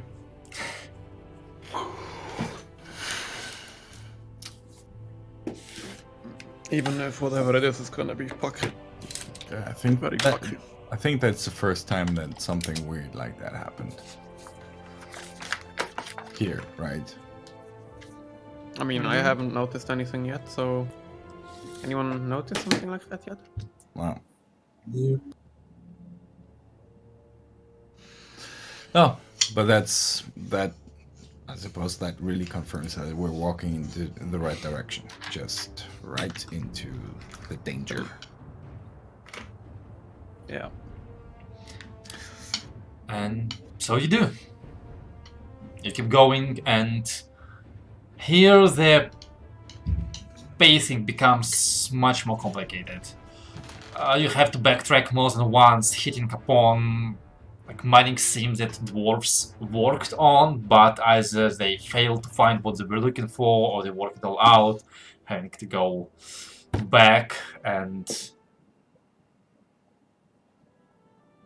a lot of more small landslides, a lot more stone and dirt on the ground, a lot of beams that creak ominously as you pass them by, and you pray that if they held on for centuries, please do not let our steps disturb them. And then you hit a series of rooms. Still mostly dirt, although far better reinforced.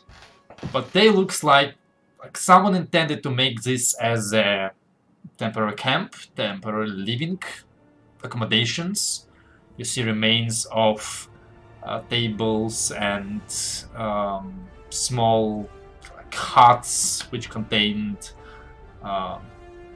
sleeping places. You find a corpse, another, all mutilated heavily, missing limbs or fingers or broken. How old do the corpses look? Very old. Same. Very old. These ones are completely skeletal. as you feel humidity rise in the air. Whatever flesh there was has rotted.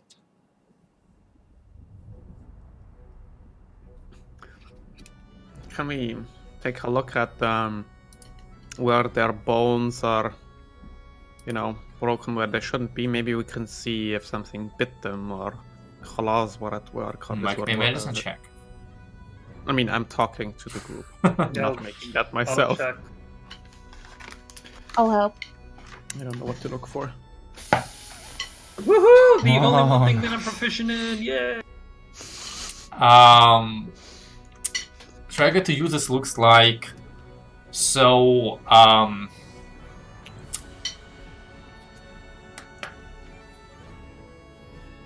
Either somebody hit somebody really hard with a blunt object, or I don't know, somebody got hit by a stone or fell really bad, but those are like bludgeoning traumas or broken bones. He fell from the sky. Okay. This tunnel is only like 10 feet high. Not even. It's actually like all the tunnels here are basically like 6 feet tall. Aside from these rooms are slightly taller. He fell really fast from the 6 feet. Okay. He's a commoner with 4 hit points who took 6 on a 1d6 falling damage. Yeah, but as you kind of go through this series of rooms, they all seem to connect to a slightly larger room, part of a bigger cave, and inside of it, in the middle, stands a hut that is, well, it's separate, and it's made from stone. It is not very big, like 7 by 5 feet. And stones are not really mortared together, more like just carved stone put together. But there is that hut, and then the pathway continues on past it and snakes deeper into the mountain. No sound of water yet? No.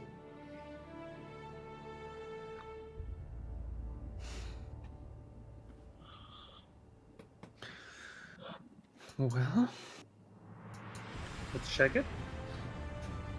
yeah, definitely take a quick look at least. Check out what? The hut. Oh, right. Sure.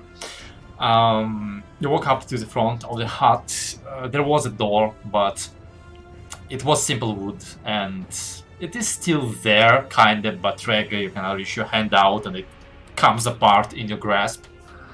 The hut inside seems to contain remains of a single table and a big pile of what used to be bound books or scrolls in one corner. If any of you attempt to reach out or pick up, those disintegrate in your arms.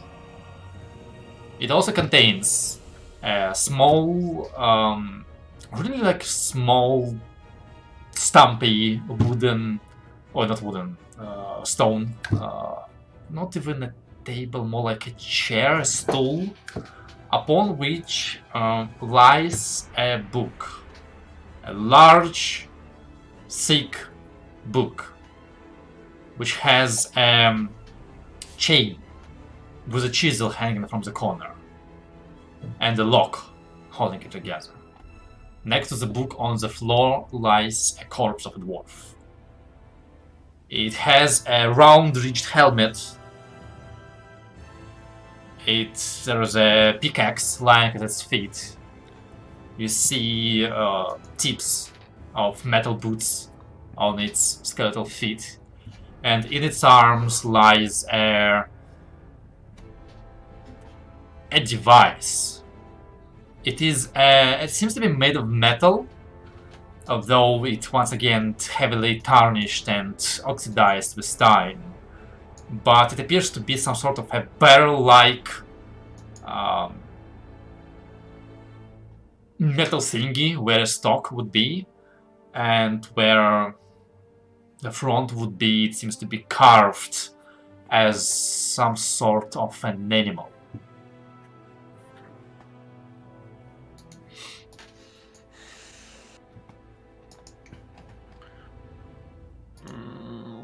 Do I recognize the animal? Make me an investigation check.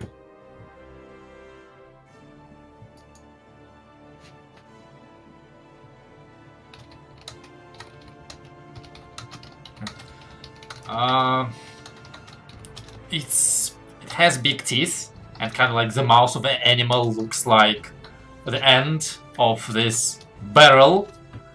And looking at it closely, it slightly reminds you of the large gun Jason, oh, not Jason, sorry, Jahan has purchased from Oftin. And as you like carefully look inside, there's like a big empty pipe, but it is too grimy for you to recognize the animal, and it is very stylized. Oh, who wants to bet that this locked book here is cursed too? I dare I not do. touch it. I'll try anyway. I'll get You out wanna my touch it? tools. Yeah, I'll get out my tools and see if it opens. Maybe I get lucky, or maybe it's not meant to be. I'm gonna search the dwarf if he has anything else in his pockets or what. So as you rattle through the dwarf's pockets, you find a single key, just about as Aris goes, and not so much as opens the lock, which seems to have been heavily damaged by humidity, but more like you break it open, allowing you to unlock and open the book. So Trego's gonna do this to Arliss, and then when he hears the click, It's not a click; it's more like like sound of metal breaking. Yeah. This is the best way to open any lock, I think. Also, I'll turn it around. Oh, you're the one who reads Dwarven. What does it say? yeah, I'll read it. You open up the book, and you find that it is a book in the sense of it contains sheets that has runes upon them, but each sheet is made of brass, I believe was what I wrote down. Yes, brass pages, tarnished, blackened, and dulled by time. Runes and writings chiseled into them. The only reason why you can still read it, somewhat. You trace the runes and try to understand. The oldest pages are in the worst condition, the first ones, but they seem to be describing a diary of a sort of a dwarf, a foreman. He depicts the mines he has been sent to, the work he's done, the new things they found. He mentions wonderful gemstones or seams they have uncovered. He mentions dwarves by name who have assisted in that. You go through the book. All of that is interesting, very interesting, but pointless until you find an empty page. You go back a couple pages, skimming through words, when once again that familiar word catches your eye. Dracor.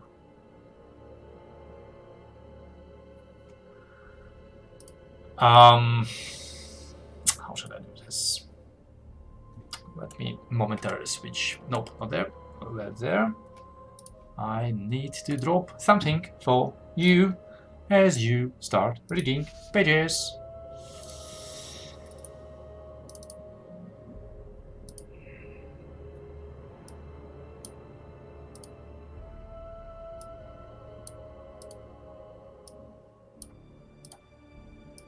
Oh boy.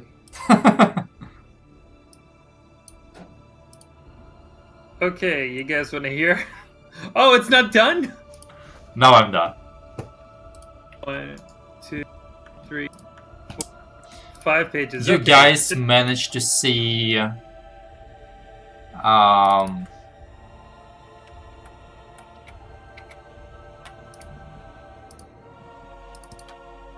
this one. The last page you saw with letters. That, unlike other pages, seems to be very chaotic.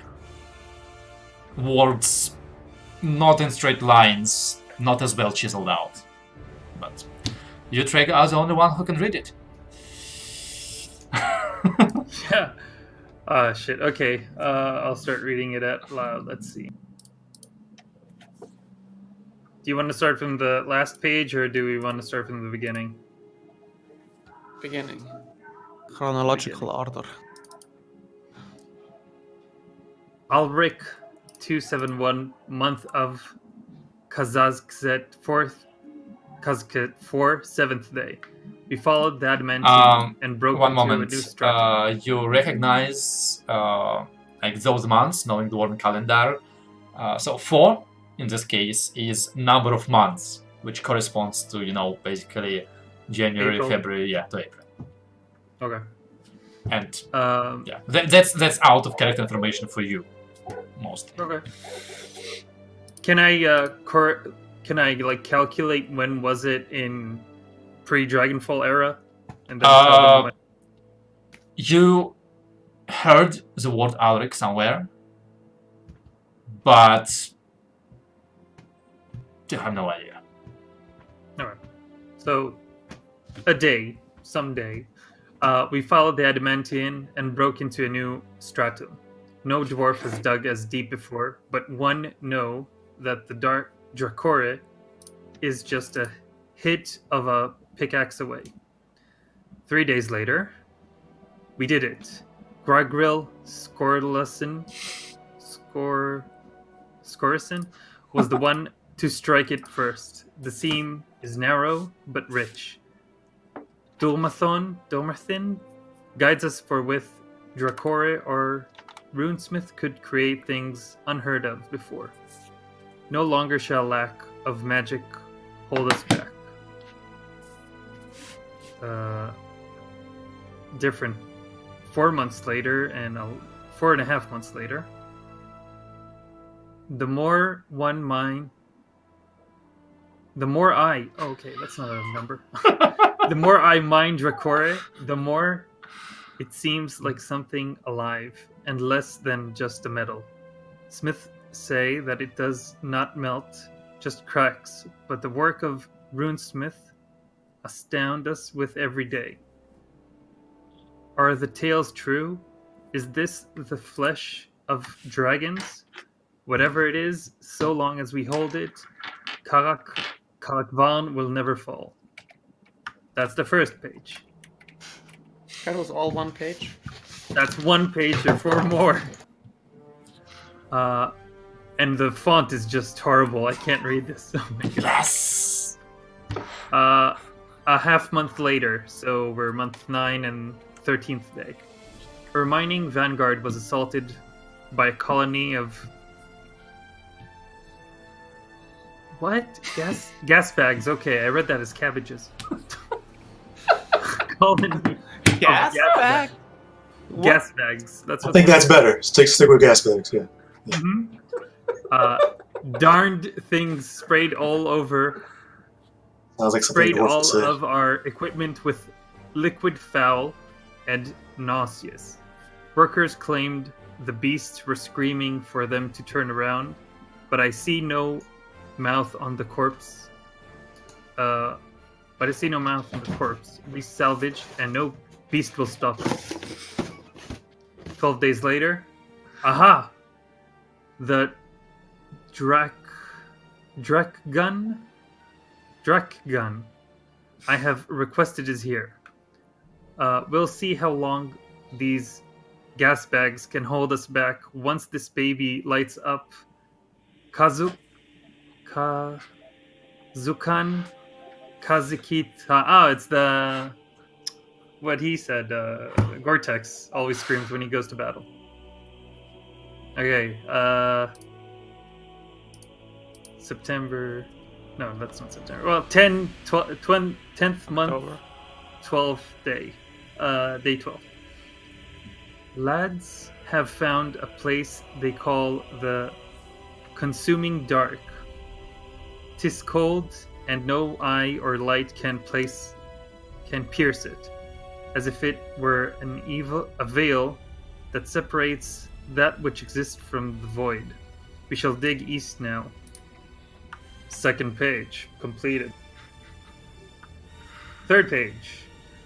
10th month, 12th day. A miner has struck another after a large gem has found. Never in my life, as an overseer, had I seen this happen. Poor lad was brought to the clan mothers for care, but his chances are low. Sharindlar, forgive his soul. Sharindlar. 5 days later, the lads are getting rowdy. They argue and fights keep breaking out. Sorry.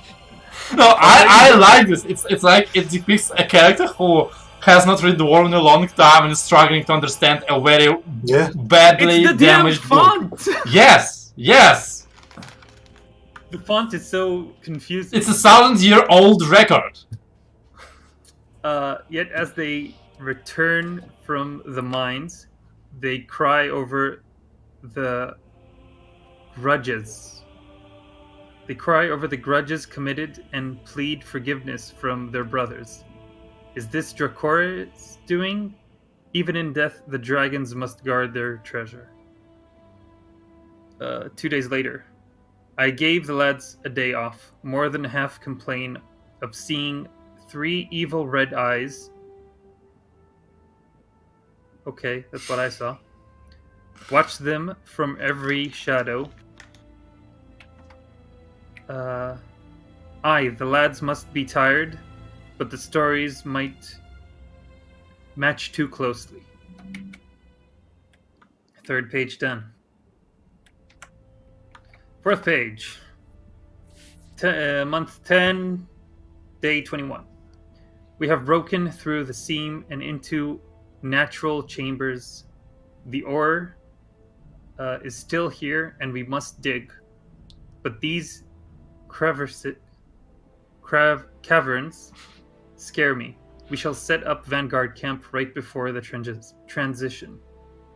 The ground is damp and the water levels are high. There must be an underground reservoir nearby. I like a good challenge, but I begin to wonder, was this all worth it? Last page. Month 10, 25th day. Moradin, protect us. I know not these dwarves, for no brother of mine can do such thing. As I chisel these words, Karakvarn is dying. Dwarf killing dwarf. This is not a war. This is not a mistake. This is the end of dwarvenkind. I sent a runner into the tunnels, just a wee boy with our best stones, as I hold down the fort. May Hela light his path. Hyla, something like that.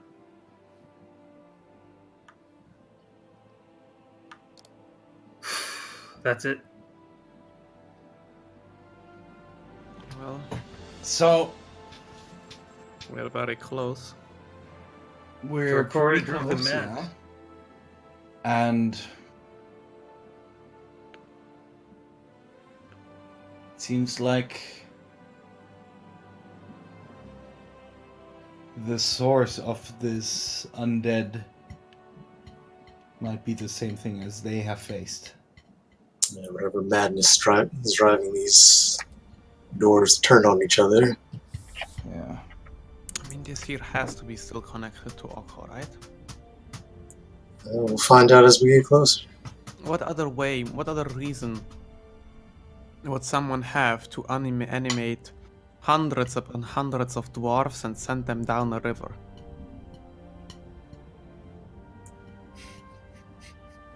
So, I mean, the thing, find out what it is. it might not be the Drakore, but the Drakore already, back under Ironforge, it attracted a certain creature, and that certain creature grew powerful upon, feasting on it. It was a queen of Umberhulks, basically. And I think it's something similar here, something probably nested here for a very long time and grown, or has always been very powerful because of the connection to the Drakore. I don't think it's the Drakore itself, but who knows? We won't know until we find whatever it is. I'm starting to think we do need to be very careful, because after what Najanaya said when you two, and she points to Arliss and Leos, were arguing, whatever's down here, it sounds like it could very well turn us against him. And that's a big concern for me.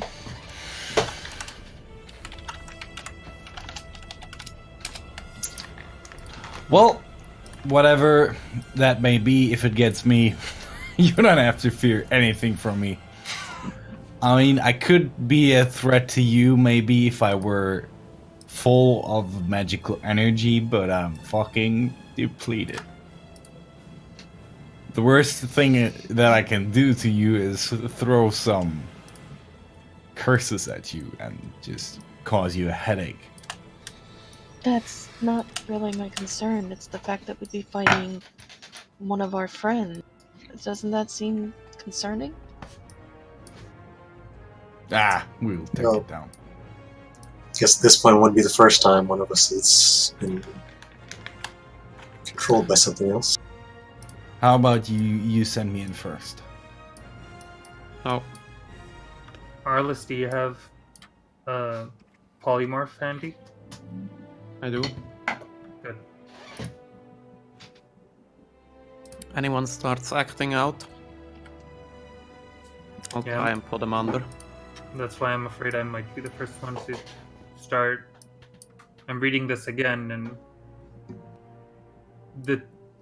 one of the paragraphs that said about the grudges, and right after that they start fighting, and then after that they seem to see three eyes, and I've seen that. Do you know anything about a grudge then? Feeling vengeful or grudgeful right about now? Not towards you guys. Maybe we're okay. It takes a little longer to take over. And let's not forget, How much We're this not. weighs, this book? Oh, it's like 10 pounds at least. It's thin metal sheets, but there are a Yeah, lot but of it's them. metal. Do you Can we want carry me to this? pick it? Do you want Yes. me to pick it? And yes, and when I'll have the time, I'll translate this, so everyone will have this one, the original, and the copy of the translation. I'll put it in the bag of holding.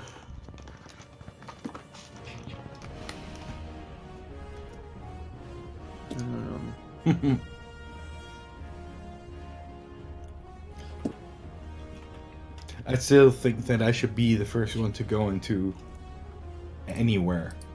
I would be the least of dangers to any one of you. What if your spell fails, Arliss? Drago could take me down with maybe 2 or 3 strikes. You're not a meat bag The thing or a is, gas bag. what if it's not about the first thing that it takes over, but there might be a lot of other dangers in the way too. Oh, I that's understand your concern, and it's very well selfless of you to offer yourself like that, but I think not. the rest Besides, of it. maybe it knows that you're out and kind of useless and decides, no, I don't want that one. fair. Yeah, that's fair. Let's keep going. Yep. You leave the hut behind, taking the book and leaving the corpse of a foreman to rest where his kind has met its end. There is but one tunnel leading out of this cavern, and you follow it. Is it this one? Yep. There is a slight descent as you're going down, and it's narrow enough that you have to go one by one. Who's the first? Wait, where are we? You are Right over here. here. I mean, we can pull ourselves on the map. If we Oh, want. and we're going. You don't have to. Okay. But We're who's the going this first? Who's the first? I'm probably first. Wonderful. As you drag a step forward and forward, your spear illuminating the pathway, suddenly your foot hits something. And you look down, and you pick up a skull. A dwarven skull, jaw missing, staring at you with empty eyes, covered in dirt. You look ahead, and you see a cave, sizable cave, and it's filled with bones. Floor is littered with them, like 100, 200 people has died in here and been cramped into this small room. Was this a fight? Is this a grave? Was this a execution? You look at the skull once again and throw it away as you see its eyes glow red. That was just an illusion. The skull clatters and settles into the pile of bones. As you turn around to shout to your friends that the pathway is clear but gruesome, you hear as the skull you just threw down rises upon a pile of bone. It rises, and clicking into space, skull and bone and ribs.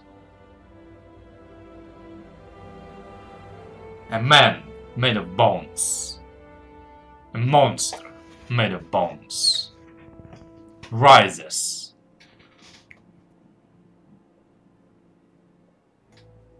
And that's where we're gonna end the session. Right.